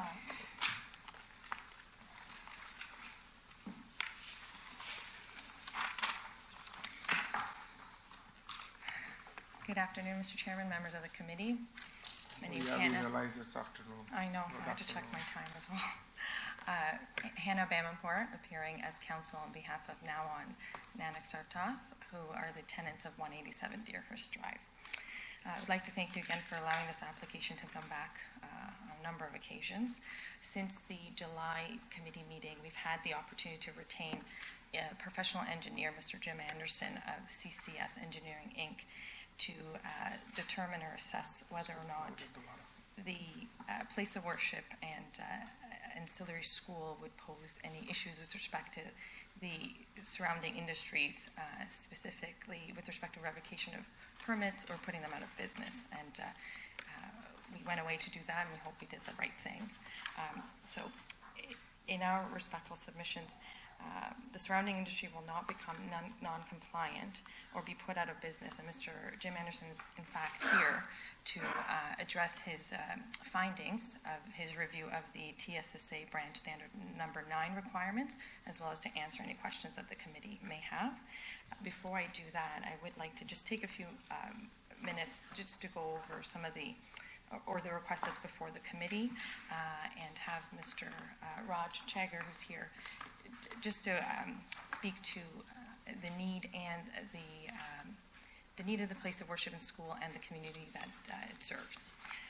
So as you know, the subject site currently contains a 1-story industrial building with 4 commercial condominium units. The school operates out of Unit 4, which is closest to Deerhurst Drive, and it is divided by concrete walls, and it's separate from the other units. There's no access to the other units. The application before you is with respect to, as mentioned, a temporary place of worship and an ancillary private school for a number of 3 years. The application originally had requested for 5. We have reduced that to 3. The applicant has advanced, as you know, a rezoning application for a permanent site located at Countryside and Coleraine Drive. The planner who has carriage of that file believes that we can get the rezoning done within the 3-year period. And in fact, this past Friday, we met with the Commissioner of Planning and his staff to discuss the rezoning, and it is our understanding that they're willing, able, and ready to assist us with respect to expediting the rezoning application of that site. We have also sought a temporary parking variance from 120 parking spaces to 66 parking spaces. As you know, the uses have operated for approximately 10 years without any parking issues or overflow parking needs. The current parking provided on site is sufficient on the temporary use of the place of worship and accessory private school use, and does not require any additional parking. However, the same owner who owns 42 Wentworth Court does provide additional parking should there be a need, and there are some events occasionally on Sundays where there may be additional parking that may be needed. So it is our request that the 3-year permission be approved to allow the place of worship and accessory school for a temporary period of 3 years. In the interim, we will work, of course, diligently with staff to expedite the rezoning application of the other site. So if I have your indulgence, I'm just going to quickly turn to Mr. Chager and have Mr. Anderson speak to the TSSA requirements. Thank you. Good afternoon, Mr. Chair and the committee members. Some of the information, thank you, Hannah, for sharing all the background. Some of the information might be redundant, but for benefit of everybody who wasn't here last time, so I'll just go over it. Currently, the school's in the 5th year operation, 4 years, successful years, so we've got 200 students enrolled this year. School started back in middle of August. We've got staff of 21 employed, including principal, teachers, and administration as well. These are full-time employees of the school. School itself is, it's been, I'll go a little bit more detail about the school itself. It's approved by the Ministry of Ontario. I'll show the details of that. The place of worship, we moved to 221 Deerhurst in 2007. It was a very small unit, so we also at the same time, not wanting to stay in a temporary location for a long period of time, we went to 50 to 53 Countryside Drive. We purchased 10 acres over there, thinking we could develop that quickly, wouldn't take long. Apparently there was a roadway going right through the property once we found out when we went to do further due diligence on the property. Eventually, knowing that we would be in this place a little bit longer, we moved to 2009, moved to 187 Deerhurst Drive, the current location. Again, in 2000, while we're going through the planning process of 50 to 53 Countryside, knowing there was a dead end with the road going, it will take a long time to develop. We moved in 2015 to 25 acres, corner of Countryside and Coleraine. So that's where we really want to go. That's where our end goal is. I won't talk a lot about that, but a little bit about where we are right now. As Hannah mentioned, the school itself is, first of all, this property itself, these are 4 individual condominium units. They are, approved by the Peel Standard Condominium Plan. School is located in unit number 4, furthest away from the propane operating plant itself. There are basically 4 concrete walls before you reach the school. So school is a standalone unit on its own. So there's no access from the school to the other units itself. So it's got entrance in the front and in the back as well, exit in the back as well. And like I was saying earlier, the school itself has been, approved by the Ministry of Education. They've been on site multiple times because we do need to get approvals, and they've gone through the building. They've approved it. It's approved by the ministry, and if the ministry or the TSSA branch, they have any concerns with each other, they would contact each other. There's a big name outside the school itself. The school is there. It's present. It's not operating without people's knowledge. And the place of worship, it's been there for 10 years, and everybody knows about it. But nobody's, from parking perspective, or any of the other neighbors have had any concerns about it. Whenever we have major events, we do go out and talk to the neighbors up front, and let them know, hey, we're going to have large gathering. Any concerns, or if anybody parks, in your place, let us know. We'll take care of it. We've had a good neighborly sort of relationship with everybody for the last 10 years. So we're seeking literally about 2 or 3 more years before we get move to our permanent location here. Now I turn over to, to go over the details of the TSSA branch standard number 9. Mr. Anderson, who's a professional engineer, licensed in the province of Ontario, he'll go over the details of that, Mr. Anderson. He's got a detailed report, but he's got a short few slides to share with you.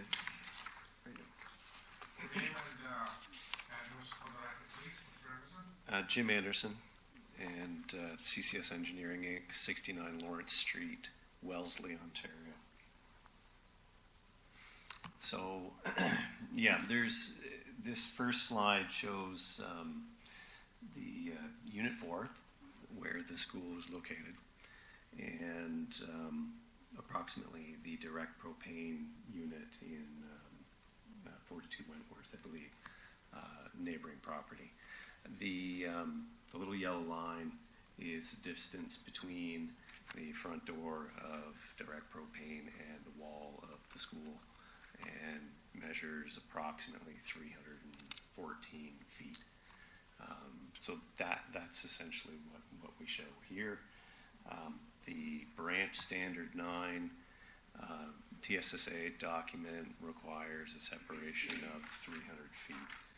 So here's a few excerpts in this slide of the branch standard 9 requirement in accordance with vehicle conversion centers, and just shows the 300-foot distance and that sort of separation.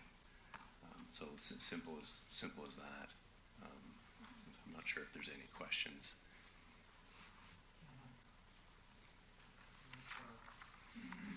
At our last meeting, it came into question that it was the building itself that needed to be 300 feet from direct propane, as opposed to the unit. So could you clarify? Well, the TSSA standard states, as you see above there, any part of a school building. So the school is that unit. It is non-communicating unit. There are no doors that go into the rest of the units. So in accordance with that, we've taken the 300 feet from the wall of the school to the wall of the direct propane unit. So just to clarify again through you, Mr. Chair, Sure. This information could be provided, or has it been provided to direct propane so that they don't take a chance that they're not allowed to operate? This separation distance as above, I'm not sure if that's been provided. That is, direct propane is aware of that itself, that 300 feet, it's part of the TSSA branch standard number 9. They have the document. They shared it with us as well, and we just want a second opinion from Mr. Jim Anderson, and they're aware of this. Yeah, they would have gone through the standard, I presume. Just one, quickly. I guess the gentleman is here from direct propane. Anybody else on this application to speak beside? Are you representing direct propane, or you're another business owner? No, I work for the engineering company that did the original branch standard 9 for Okay, so you want to come forward? Maybe you can speak after when Mr. Anderson is done with his presentation.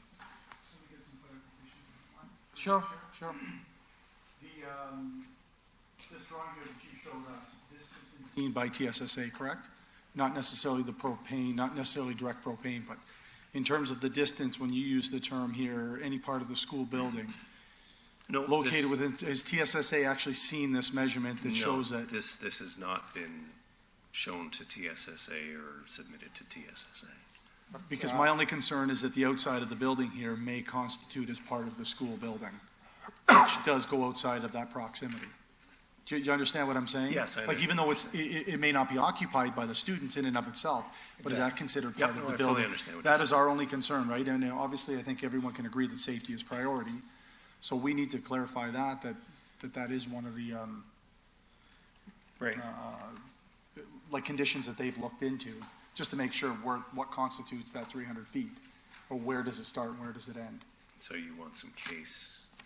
Well, we just need clarification to make sure that it's not from where the room is being occupied in and of itself, or is it the building as a whole? So, sorry, if I may just shed some clarity. That language is taken from the TSSA requirement. So the way we've interpreted that to mean is any part of a school building. The school building, as already mentioned, is confined within that one unit. It's similar to any strip mall or industrial complex. That's it. The students are confined within that building. And so by that definition, any part of a school building, given that it's also registered condominium in of itself, that's the school. And that's where the students are physically within that, the parameters of that building. So that language was taken from the TSSA. And the equation that Mr. Anderson used is provided by a TSSA to calculate that number. And which is how you're interpreting it. Correct. Okay. I just want to confirm that this is in fact the correct boundary that's shown for the school. Does it not go in any further? Is it? No. Is this the limit? That's the limit. It's not communicating with any of Through the the other chair, units. through the chair, I'm not following the conversation here. I don't know who's, the speaker Sorry, is. my apologies. Sir, your turn has not come yet. We did not call you. First of all, you need to come and identify yourself. Then you can start speaking. It's my bad too because I got just occupied. But please, I'm sure you've been to the meetings. Through you, Mr. Chair. Sure. May I ask a question Sure, of please. Mr. Anderson? Mr. Anderson, you are an engineer that is approved to and that is licensed by the TSSA. Engineers don't need to be licensed by the TSSA. Just for clarification. Yeah. I'm a professional engineer registered in the province of Canada, or Ontario, sorry. I've got a couple degrees in chemical engineering. I've been doing engineering, process engineering work for 26 years. I do a number of different approvals through a number of different agencies, including TSSA. Okay. Mr. Anderson, I'm not questioning your ability and your professionalism. I'm just wanting to make sure that we are all on the same page. Yeah. I mean, the branch standard 9 is from 2001. It's very straightforward. It's simply 2 pages, a couple equations. The key of it is right there. Thank you. You're under 300 feet, or you do a little bit of math. Thank you. Okay, sir, now you can come forward and state your name and address for the record. Name is Mohammed Hassouna. Address is 59 Christina Crescent. Spelling, please. Krista. No, sorry, your name spelling. Your spelling of your name. I will do that. Name is Mohammed Hassouna. Spelling is Mohammad. Last name Hassouneh. Okay. And the address is 59 Christina Crescent. Christina with a K. Based on the drawing that I'm looking at versus the drawing that we had, our understanding with the boundary of the school goes further in. I don't know how accurate that measurement is. It's showing from Google Earth, and he's saying 314 feet. So my understanding was that the school goes a little bit further in, and no part of the school is allowed to be within that 300-foot radius. That's only one of the concerns, and that's from the perspective of public safety. I think it would still need to be confirmed in this scenario that the other part of the building would not be considered as a school in the eyes of the TSSA. I know in some scenarios the TSSA would identify a school as even the yard for the school to be part of the school itself. So I think in this scenario that needs to be confirmed. Sorry, I'll just quickly comment and then Mr. Power will speak. I guess over here, this is not the yard, this is in other businesses. That's what I look at. And to have, we cannot have speculation that you think the school is further. Obviously, they put together the drawing and they've been here before, and this everything on record, and city is also here. and they can always limit to the unit numbers. But that's my comment. But Mr. Power, please go ahead. So, sir, based on your assessment, if this drawing was accurate by TSA legislation, and this was an accurate measurement based on the school being there, would it be approved? If the school is considered to be outside that 300-foot radius from the vehicle conversion center, then I don't see a reason for why not. So I've visited this location, and each one of these units is separated by a concrete firewall on the inside, right? So now that we know where the actual school is, and based on this diagram that's before everybody, this would satisfy TSSA? It would not You're put an the engineer, vehicle sir. conversion center in trouble, yes. So it would satisfy? It would likely satisfy the TSSA, yes. Thank you. But whether we want to have a school that close to an industrial area, that is a whole different issue. And just for the record, I have to say that I'm not a professional engineer. I am still an engineer in training. But that's based on my understanding. Okay, sure. All right. Thank you. Thank you. Sir, would you like to add something new or the previous discussion? You're more than welcome to participate. I'll step up, yeah. Sure. My Your name's Doug- name again, please. Doug Fegan. So I'm the operator of direct propane. And I think the discussion through this whole process has been the definition of what is a building. And our interpretation, based on our past experiences, are that a building encompasses the exterior walls. So if that is the case, we are definitely too close to this facility. If in fact it's defined by the interior dividing walls, then we are not too close to that facility. That was the question that we were at the last meeting. So it was left that someone would contact the TSSA to get an answer to that. And my question is, has anyone done so? Sir, well, I think committee. Okay, Mr. Power, you got. It was my understanding that the onus was on you to contact TSA No, because in fact, at the last discussion, it was suggested the onus shouldn't be on me because I'm external. Well, I'm not external. It was suggested that the onus was not on me to do this. That either my neighbors or the city was to do that. And I think that's the whole part of this question. What defines what a building is? So, Mr. Anderson, if you could step forward again. I just want to, can I comment on one thing? It is not an internal dividing wall, whereas you take a unit and put a dividing wall in between. There are fire-bearing concrete walls between the units. Every unit is separated by a concrete firewall. It's not just a dividing wall where you put some drywall up and you have an issue. This is why it's considered a separate condominium unit. It's a separate standalone unit by itself. No access to the rest of the buildings itself. So this is why we strictly think we know for a fact it's a separate school unit. So. Okay, Mr. Anderson, Mr. Power has some. I just wanted to get clarification from the other gentleman. He said it's the outside exterior.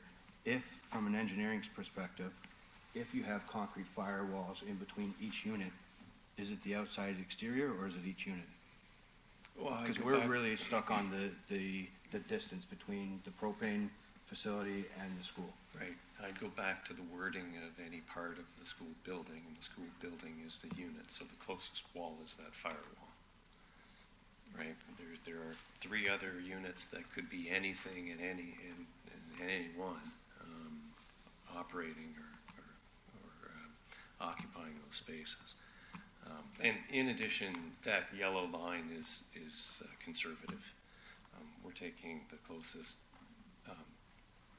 portion of the wall from direct propane, as opposed to the center of their operation, or as TSSA will often want you if there's propane tanks right from the tank itself. So the distance is actually probably a little bit larger in terms of going to the center of the direct propane unit. Ms. Stoffler, you. Through you, Mr. Chair, just to recap where we left off at our last meeting, we have two concerns. One is the definition of whether this is the whole building or a part of the building. We recognize that they are condominium units. We understand all of those aspects, but our concern is that our decision cannot impact another business owner. So without having TSA's blessing on this, I think we're going to have a difficult time in rendering a decision, because our other decision is that they remain in a hazardous area. So I think probably to every member that sits on this committee, our concern is for children. So our concern is that they have to relocate, but our concern is also that they have to stay. So if we are going to look at a decision where they can stay for a temporary period of time, because it's obvious to me that the school and the place of worship has made every effort to be somewhere else, but it's just not happening in the time frame that they anticipated. We have to be assured, if we're going to make a decision for these children to stay, that it also doesn't impact the other business owner. So without having that answer here today, my question would be how long until we could get that answer? So in other words, if you presented your report in writing to the TSSA, provided it to the neighbor, provided it to the city so that everybody has a chance to look at it, the primary function of which is to get TSSA's approval on this wording, what would your time frame be that you would anticipate it would take? The timing in which TSSA would provide essentially an opinion or ruling on it?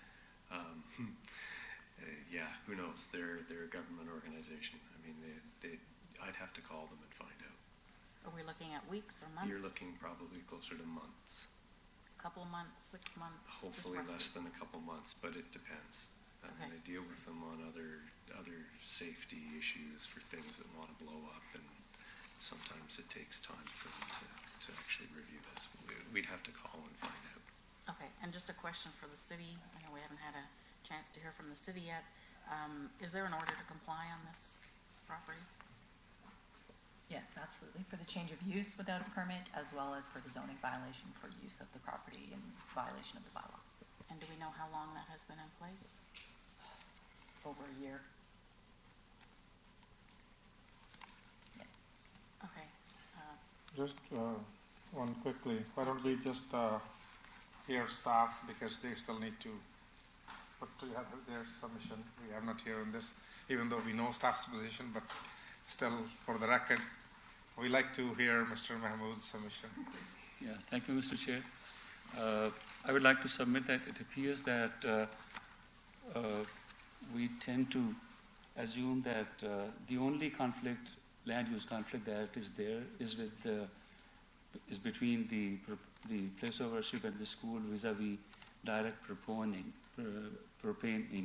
But that is not the case. This is only one property which is in conflict with it. But there are a number of properties around this property which are designated heavy industrial, and they include waste transfer processing stations and medical waste transfer and processing stations, concrete processing units, and concrete batching and Mr. aggregate. Mahmood, sorry, the previous application, Wentworth, is also from the same street, and 50 Wentworth and 52 Wentworth, we spent pretty much whole year, last year, on that street and working on those applications. So they have significant distance from this location. Is there any other usage? I don't mean to interrupt you, but just that we are well aware about the neighborhood. Yeah, the only thing that I wanted to highlight was that this is not the only land use which is in conflict with the proposed school and place of worship. There are other uses around it which are also in conflict with these uses, because they are within the which are at a distance less than the required 1,000 meter setback, 300, not 300 feet, but 1,000 feet, which is about around 300 meters. So even this conflict is resolved with this property, the rest of the properties around it will still be in conflict with the proposed use here. And as it is, and if this minor variance is approved, then all those existing land uses which are heavy industrial uses will become in non-compliance with the applicable standards, and there's a potential that their certificates of approval by the ministry will be cancelled. The second thing is that this area is designated as heavy industrial uses. So this will, if this minor variance application is approved and this place of worship and school continues to be there, then even the future heavy industrial uses for which this area is designated, they will also be inhibited. This is my only submission. Thank you. I'd like to take a few more minutes of your time just to address some of the comments and concerns. With respect to, I know safety was raised. As we all know, the school's been there for 5 years, a place of worship for 10. There's never been a concern or a complaint raised, any accidents, none of that sort in the last 10 years. And as you know, it's a temporary use permission. We're asking for an additional 3 years to be able to relocate to a permanent site.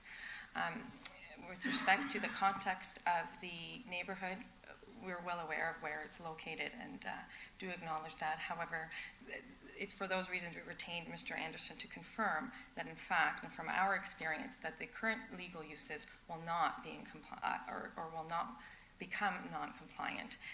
In addition, the temporary use will not take away any future uses of the building. There's no need to retrofit any of that. So I don't want to go over my submissions from last time, take more of your time, as you're fully aware of all that, but I did want to address those comments. And lastly, with respect to contacting TSSA, it may have been, I don't recall that it was on us to do that, and if it was, I do apologize. However, we did take, as I mentioned, the language of the TSSA requirement and interpret it as such. So I will, and if it's required that we do that, we may need to, but these are my submissions. Sure, please. Ms. Marcus, How long do you expect to be at this, if we were to grant you this, today's application, how long do you need, how fast can you expedite the construction of the new place, and how long do you feel that you need to be at this location? Well, as mentioned, we met with the Commissioner of Planning on Friday, along with two of his staff, to discuss the expediting the rezoning. He does understand that the dire situation that our client's in. They're in your hands to be able to expedite the other application while temporarily here. So our planner, a professional planner who's retained on that file, believes that it can be done within the 3 years. There's been all the submissions have been made in reports, although there will be back and forth with staff, of course, to review those and process the rezoning as quickly as we can. But our planner does believe it can be done within the period that we're requesting. Thank you. Yes, Mr. Mahmood. Mr. Chair, I would like to mention here that their future sites for this place of worship and private school that they are referring to, and the applicant has indicated that there is already an zoning application with the city.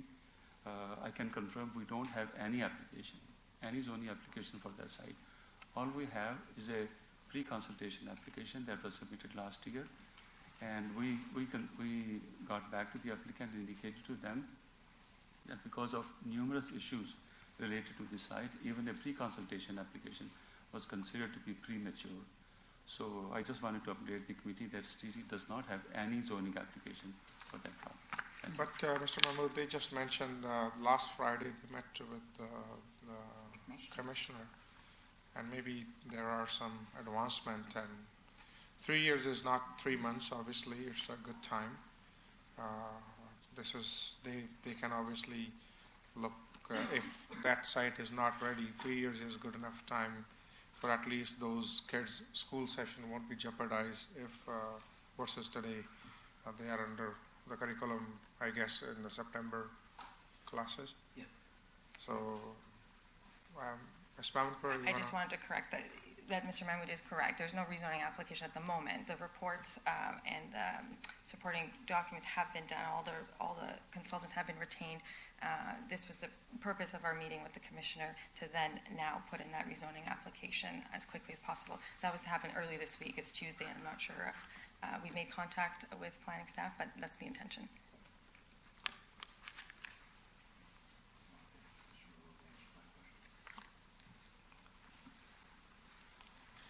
If anybody else has any question, more than welcome. What my thing is to address Mr. Mahmood's question that there are some other properties who may have under compliance.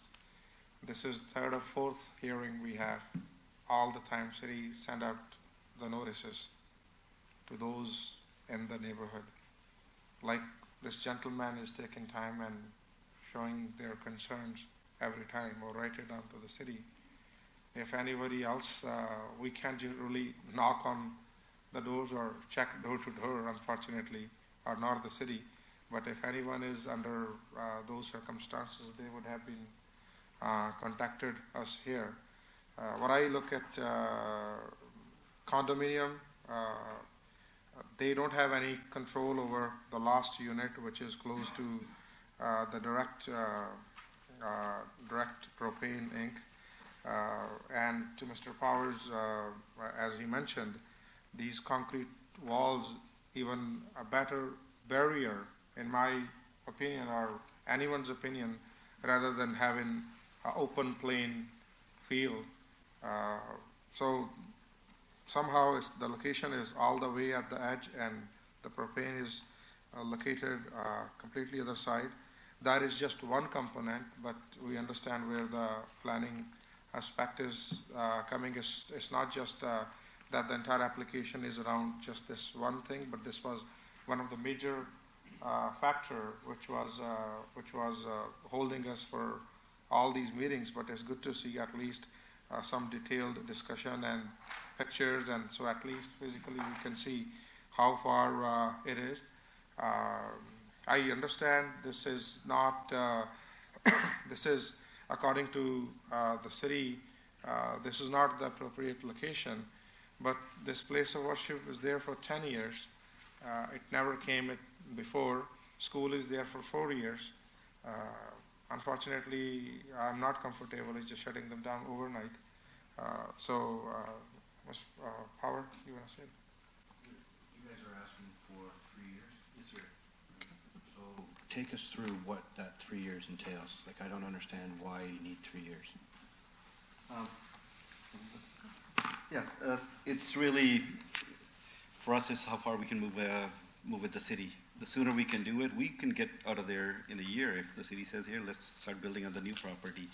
We think it's a 2 to 3 year process, working with our planner, working with everybody through the city, what's going on, how the development's taking place in the area where we want to move into.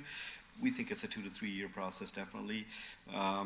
Like Hannah mentioned earlier, we've got about 12 different studies underway already. You know, the major ones, you know, something like stormwater management, for sewerage, they've all been, we're at a point where we're about 70% complete on those things. We know how we can access those things. Major barriers, I think we're over it. The fact that there's a creek going through the future property, I don't want to go through it. All those things are being addressed.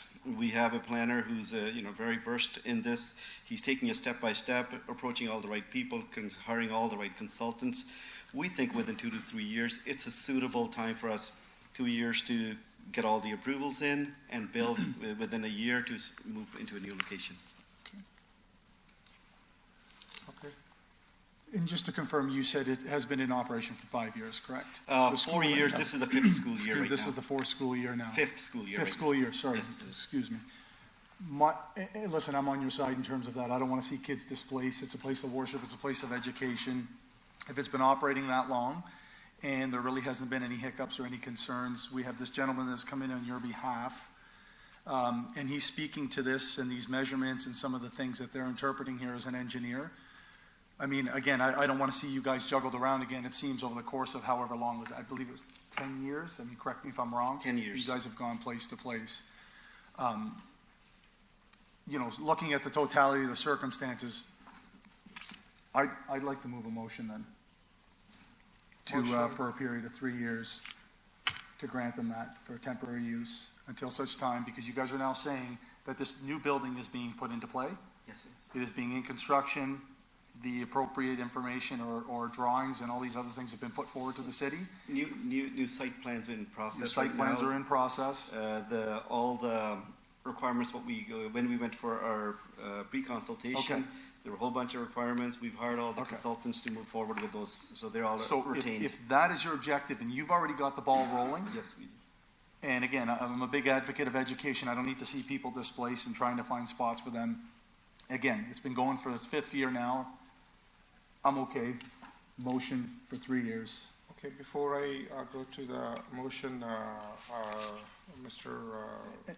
Cope, just like to ask staff if they can word some conditions so that, so those conditions can go with the motion for Mr. Cope. Can we have one of those conditions not be longer than 3 years? Yeah. Exactly. That's what the term 3 years is. Please, Mr. Maswaki. So, potential conditions could be that proposed variances shall be allowed for a period of no more than 3 years from the date of the committee's decision. The following accessory uses to a place of worship shall not be permitted: a nursery, a daycare, an outdoor play area or activity area. So we want to make sure that it's confined to the unit. That the place of worship shall be the school be limited to the gross floor area of 250 square meters, and that the private school be limited to 1,450 square meters. So the unit that was identified, Unit 4. We are also asking that a parking study be prepared by a traffic engineer and approved to the satisfaction of the Director of Public Works and Engineering Department within 90 days for the reduction in parking that's proposed. We would still like to see that a compatibility assessment that references the Ministry of Environment's D6 guidelines be prepared and submitted to the satisfaction of the Director of Public Works.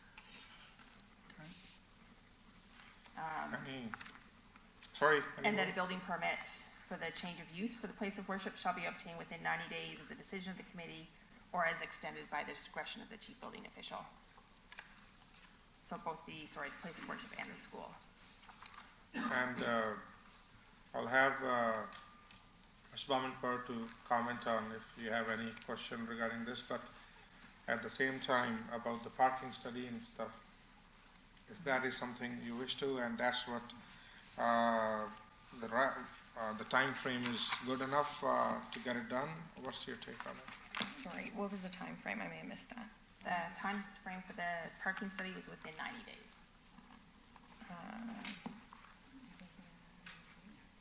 Days for parking study. So with respect to parking study, yes. The only concern out of all those conditions is the compatibility assessment. We haven't undertaken that, obviously, and should that not be to the satisfaction of, I think it was Public Works you mentioned? That's correct. Yeah. Then we don't have our approvals, and we are in the same situation as we are now. So I don't know how to address that, knowing that, the circumstances that we face, we get that done, and I don't know what would come out of that afterwards with respect to that specific condition. And I may have misunderstood the requirement. Yeah, I think it goes to alleviate the concerns with the compatibility, and the TSSA is satisfied. So if Mr. Anderson can produce a report like that and provide that to be approved, then I think we all have a comfort level that we have done some due diligence on this matter. Can we put in 90 days for that TSA? If he's comfortable with it, 90 days would be fabulous. Yeah. Sure. Through you, Mr. Chair, because we're not aware of ministry requirements and approvals, I'm assuming that there's an emergency evacuation plan in place and that there's an area of safety. Should there be an issue, because we're in this basically, yeah, we're on the fire drills. There's an area where students will gather in the front and in the back as well, and there's fire alarm sprinkler systems inside the building. Would that be something that perhaps could be submitted as a report as well, just so it's on record? I guess that is the part of, That would be certainly a requirement of any building permit. Yes. Would be And also the compliance ministry. with the building code. I do want to note, through you, Mr. Chair, just to clarify, and I know there's been a lot of talk about firewalls and buildings. Our building division staff has confirmed that the walls that separate individual condominium units are typically not firewalls. They're what's called party walls, like a party wall that would divide a semi-detached into 2 dwelling units. A firewall has a completely different standard of construction. So while this is certainly an independent unit within a condominium, it's highly unlikely that it's because it's only 4 units that it's actually been constructed as a firewall, which would then create a separate building for the purpose of the building code. It is in all likelihood simply a party wall dividing separate units and separate suites of occupancy under the building code. So I do want to make that clarification for committee's consideration. I don't know how or whether that would in any way impact the TSSA's interpretation of what any part of a school building means. And I'm certainly not going to offer up a suggestion on how I might interpret it otherwise. But to be in all honesty, it does say any part of a school building. And although it's an individual suite of occupancy and likely divided with, as I say, a party wall, it may not, for the purpose of the building code or TSSA, be considered a separate building. majority of the time, Ms. Carzola, in the industrial units, they're block walls. So block walls are not to be considered as firewalls? It depends on the fire separation rating of that block wall. So some block walls, and usually it's a double-sided, a firewall, to my understanding, is a 4-hour fire separation that creates a firewall. A block wall absolutely is a party wall and has a required fire separation rating, but it is not necessarily what's called a firewall. Mm-hmm. Well, I guess all those components can be addressed during the building permit stage. So if no further question, the motion is already there on the floor, and if any clarification required on the conditions, then I need to ask for the seconder, and then we need to go into the voting. So, if do you understand and accept these conditions? I do, yes. Okay. So, motion put forward by Mr. Cope, and seconded by Ms. Marcus. I'm going to ask all in favor. So this is approved for the period of 3 years, and rest of the paperwork need to be submitted by the parties to the city, and then I wish they will work it out and sort it out the solution as soon as possible. Thank you very much. Thank you. I would like to thank everyone who participated in this meeting, especially it was there for some good time.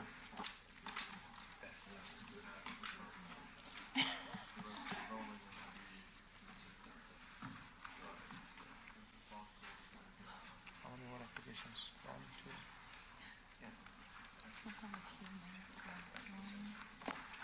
Calling application A19078, Spendo's Energy Inc.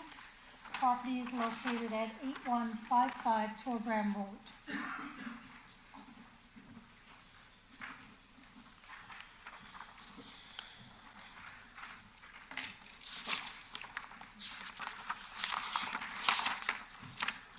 Good afternoon. Good afternoon, everyone.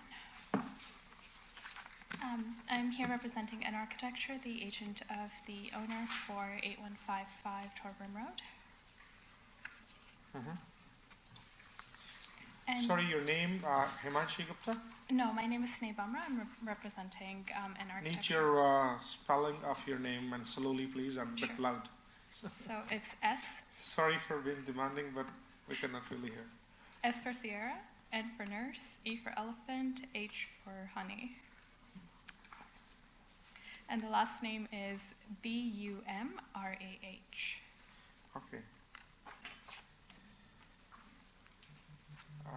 Okay, please, proceed. Would you like to add something else beside we have? Nope, the variances are as per the document that was released to everyone.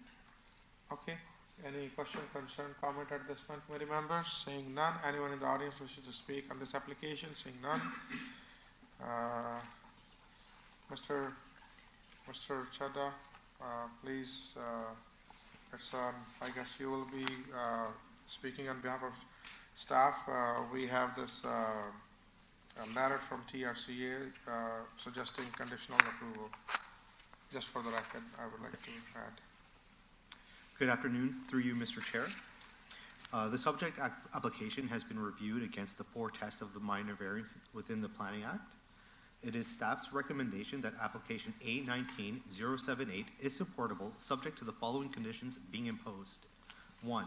That the owner finalize site plan approval under City File SB 16-092.000, execute a site plan agreement within 120 days of the final date of the committee's decision, and post any required financial securities and insurance to the satisfaction of the Director of Development Services or an extended date at the discretion of the Director of Development Services upon written request from the applicant. 2. That the requirement for parking for any combination of uses in the commercial HC2-459 zone be calculated at the applicable parking rate in accordance with the zoning bylaw and shall not exceed 34 parking spaces. 3. That the extent of the variances be limited to that shown on the sketch attached to the public notice. And finally, number 4, that failure to comply with and maintain the conditions of the committee shall render the approval null and void. And I would like to add a 5th condition, which was what you just suggested earlier regarding the TRCA. And that condition would be that the applicant obtains a TRCA permit pursuant to Ontario Regulation 166-06. That's it. Okay, thank you. You understand and accept these conditions? Sorry, I just wanted to ask for clarification on one. I missed the part about the parking spaces to a maximum of 34. Did you request a parking study for that? I believe you already provided us with a parking survey, so we're satisfied with that. Okay, so it was satisfactory then. Okay. All good? And then the site plan for 120 days. I know that the site plan is already in play. I will have to confirm with my colleague Himanshi that was stated earlier if that is an acceptable time frame. Would that be okay? Yeah, and with that, we've added a condition that it can be extended by the Director of Development Services if required. Okay, that should be good then. All good? Conditions are acceptable. Okay, if no further discussion, looking for a motion to proceed. Motion by Ms. Marcus, seconded by Mr. Power. All in favor? Approved. Thank you. Thank you.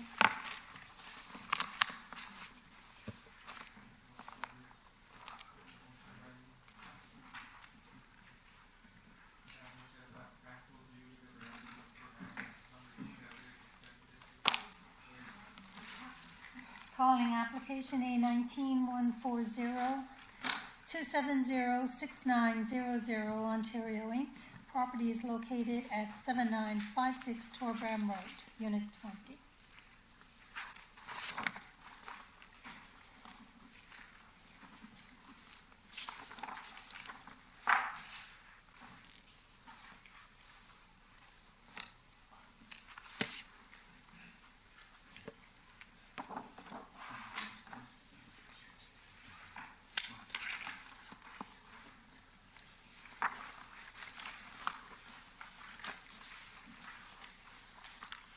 Good afternoon. Your name and address for the record, please. Good afternoon, Chair and members of the committee, the members of the staff here. My name is Ranjit Dillon, R-A-N-J-I-T, last name Dillon, D-H-I-L-L-O-N, and I'm here representing 2706900 Ontario Inc., Unit 20, 7956 Torbram Road, and we requested for minor variance for some office use. Should I continue? Sure. Okay. I've written down some stuff actually. I thought it'll be easier for me. I didn't want to forget about anything. So we had to defer this meeting from the previous one because I was not prepared. I did not get the email on time. So again, after the deferral, I met Danielle, a development planner, on 26th of August. And we had a good discussion upon everything and what we were looking for. One big concern I noticed was the parking issue, and Daniel said we need to have 14 parking spots in order to open the office. So I had worked on to fix this issue, and now we have 20 parking spots. I had sent in this email on 5th September to Daniel, assuming that the meeting there is going to take place next day, and he would have the details. But the second refusal of the application, the recommendation by the staff was done. I again called Daniel. He said we had already had a discussion over it, so I did not receive the details on time. I would quickly like to present the parking issue, and then we'll go from there. So this is the plaza. This is the unit we are looking at. Just before, okay, let me go back to the parking first. So here is an amendment with the builder, so which shows that I have, okay, it's a better way. So here is an amendment of to the agreement showing that I own 87, 88, 134, 135 parking spots, and then I bought 3 more somewhere at the bottom. It says unit 80, 81, and 82. So we have 7 parking spots in the front of the unit. Okay. I again went back with the builder. They said there is a designated parking spot at the back of the unit, which is much bigger than the required parking spot. So then I did a parking sharing agreement, like shared parking agreement with a couple of my neighbors there. So one of these guys, the unit owner is 211, so he is ready to share one parking spot, 119 with me. The other person who has unit 40 has 3 parking spots. He's willing to share these 3 parking spots with me. Another unit owner who owns 2 units have 8 parking spots. So he's willing to share 197, 198, 199, all the way to 203.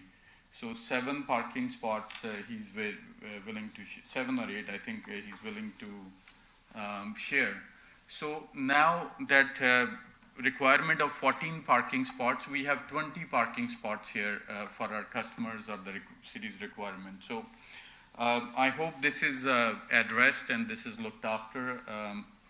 So now coming down to the next one, which is a mortgage or insurance office. So this is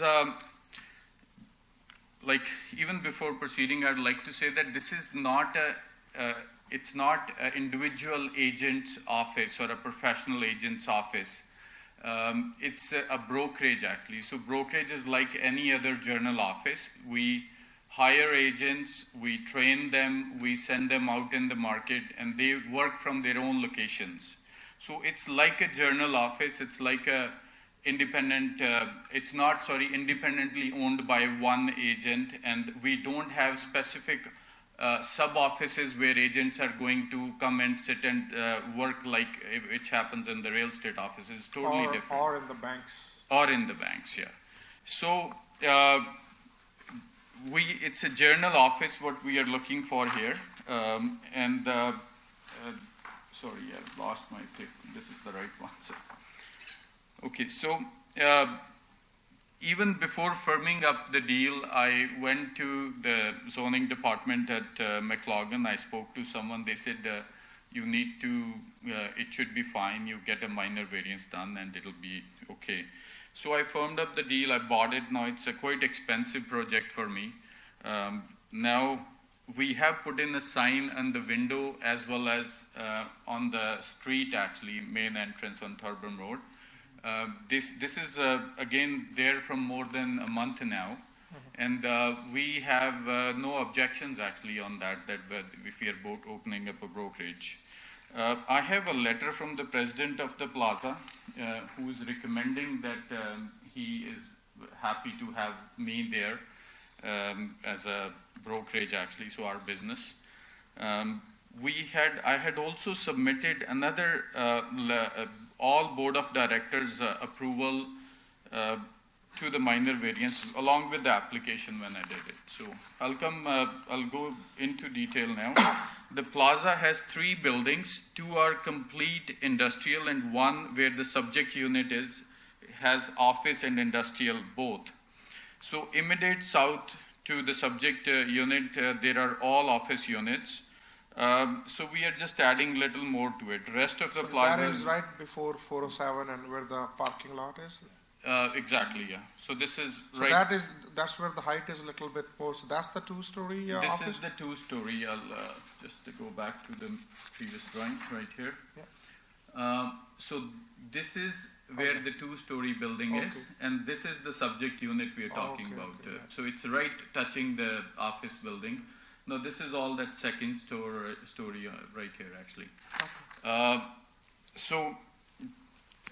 Now total size of the units of the plaza, including 3 buildings, is 155,767 square feet, out of which at the moment 10.17 is the office use. Rest is all industrial. And here are the details actually of those units which were sold. If we add subject unit office space, it will be 12.67. So we are basically, I'm requesting actually for increasing the office space from 10.17 to 12.67, which is adding 2.5% more to the existing office space and reducing this 2.5% from the industrial space. So next is, when I look at myself, actually, we are running a successful brokerage in Toronto from last 11 years. We are a well-reputed firm. I always lived in Brampton from last 19 years, so I want to bring it back to Brampton. We have that issue where people are thinking that we should move out of Toronto. So I have been operating in Toronto from last 11 years. So I want to bring it back to Brampton so the people of Brampton, city of Brampton, and even the businesses of Brampton can get benefit out of it. I'm looking at once we are operational, actually, the city is going to get the taxes, getting a benefit in terms of taxes. People are going to get benefit in terms of services. We have huge clientele as well as the agents in the market. So they are going to bring the business. If they are visiting the office, they are directly or indirectly bringing the business to the city of Brampton. So complementing other businesses, if someone is in Brampton, they're going to do more business with Brampton, actually. So again, the request is that it should be allowed. I was also looking at the existing current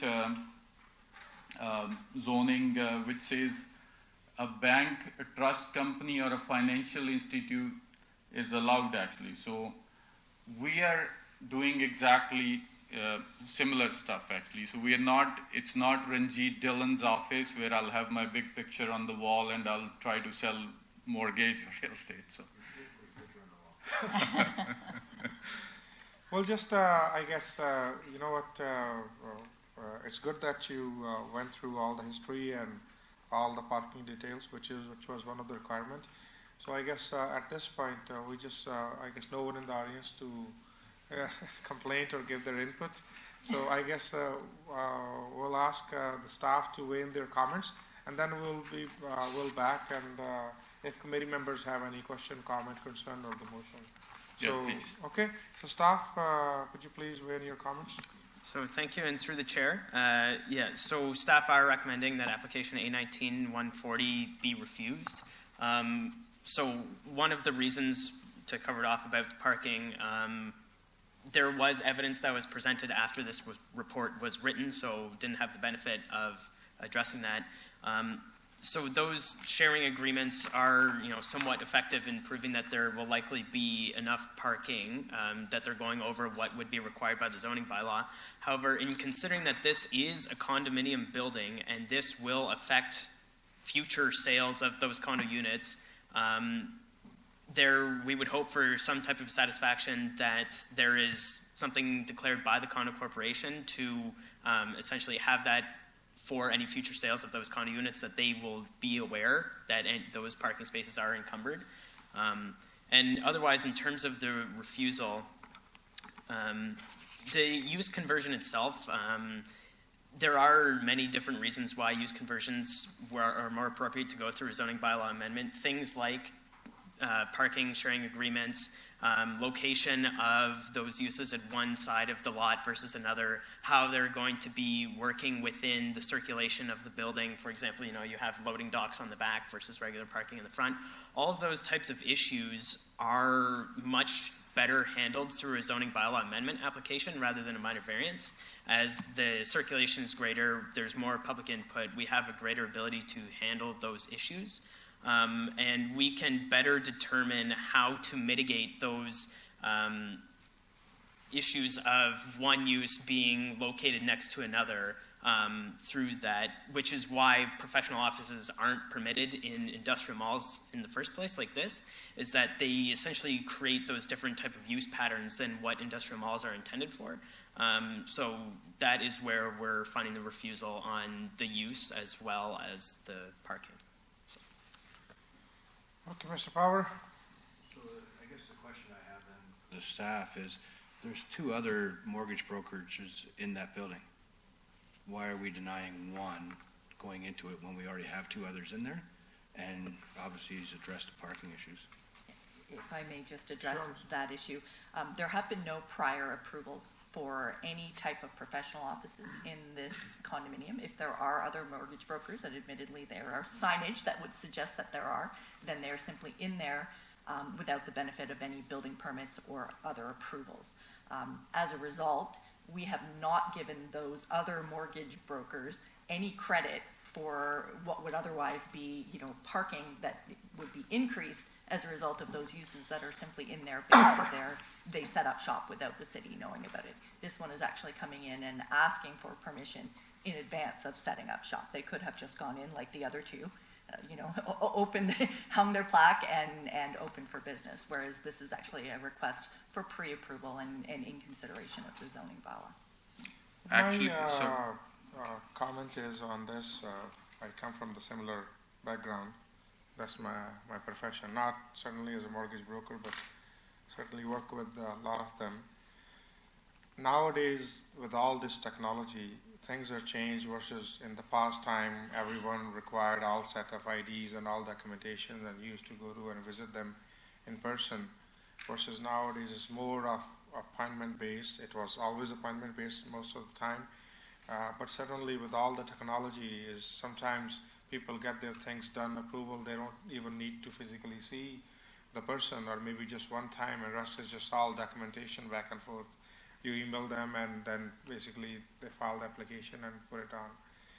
On this particular office location where they are, I guess what my sense is, and I understand staff's position, this gentleman is trying to go through everything properly versus some others, maybe like me, who just filled up the things and put the sign and setting up the operation that ready for business, right?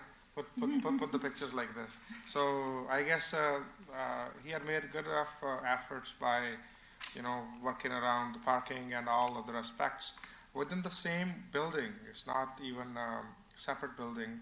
There is office component as well. So, and there is other parking between the building and the 407 side. So that was just my comment to me with a similar nature.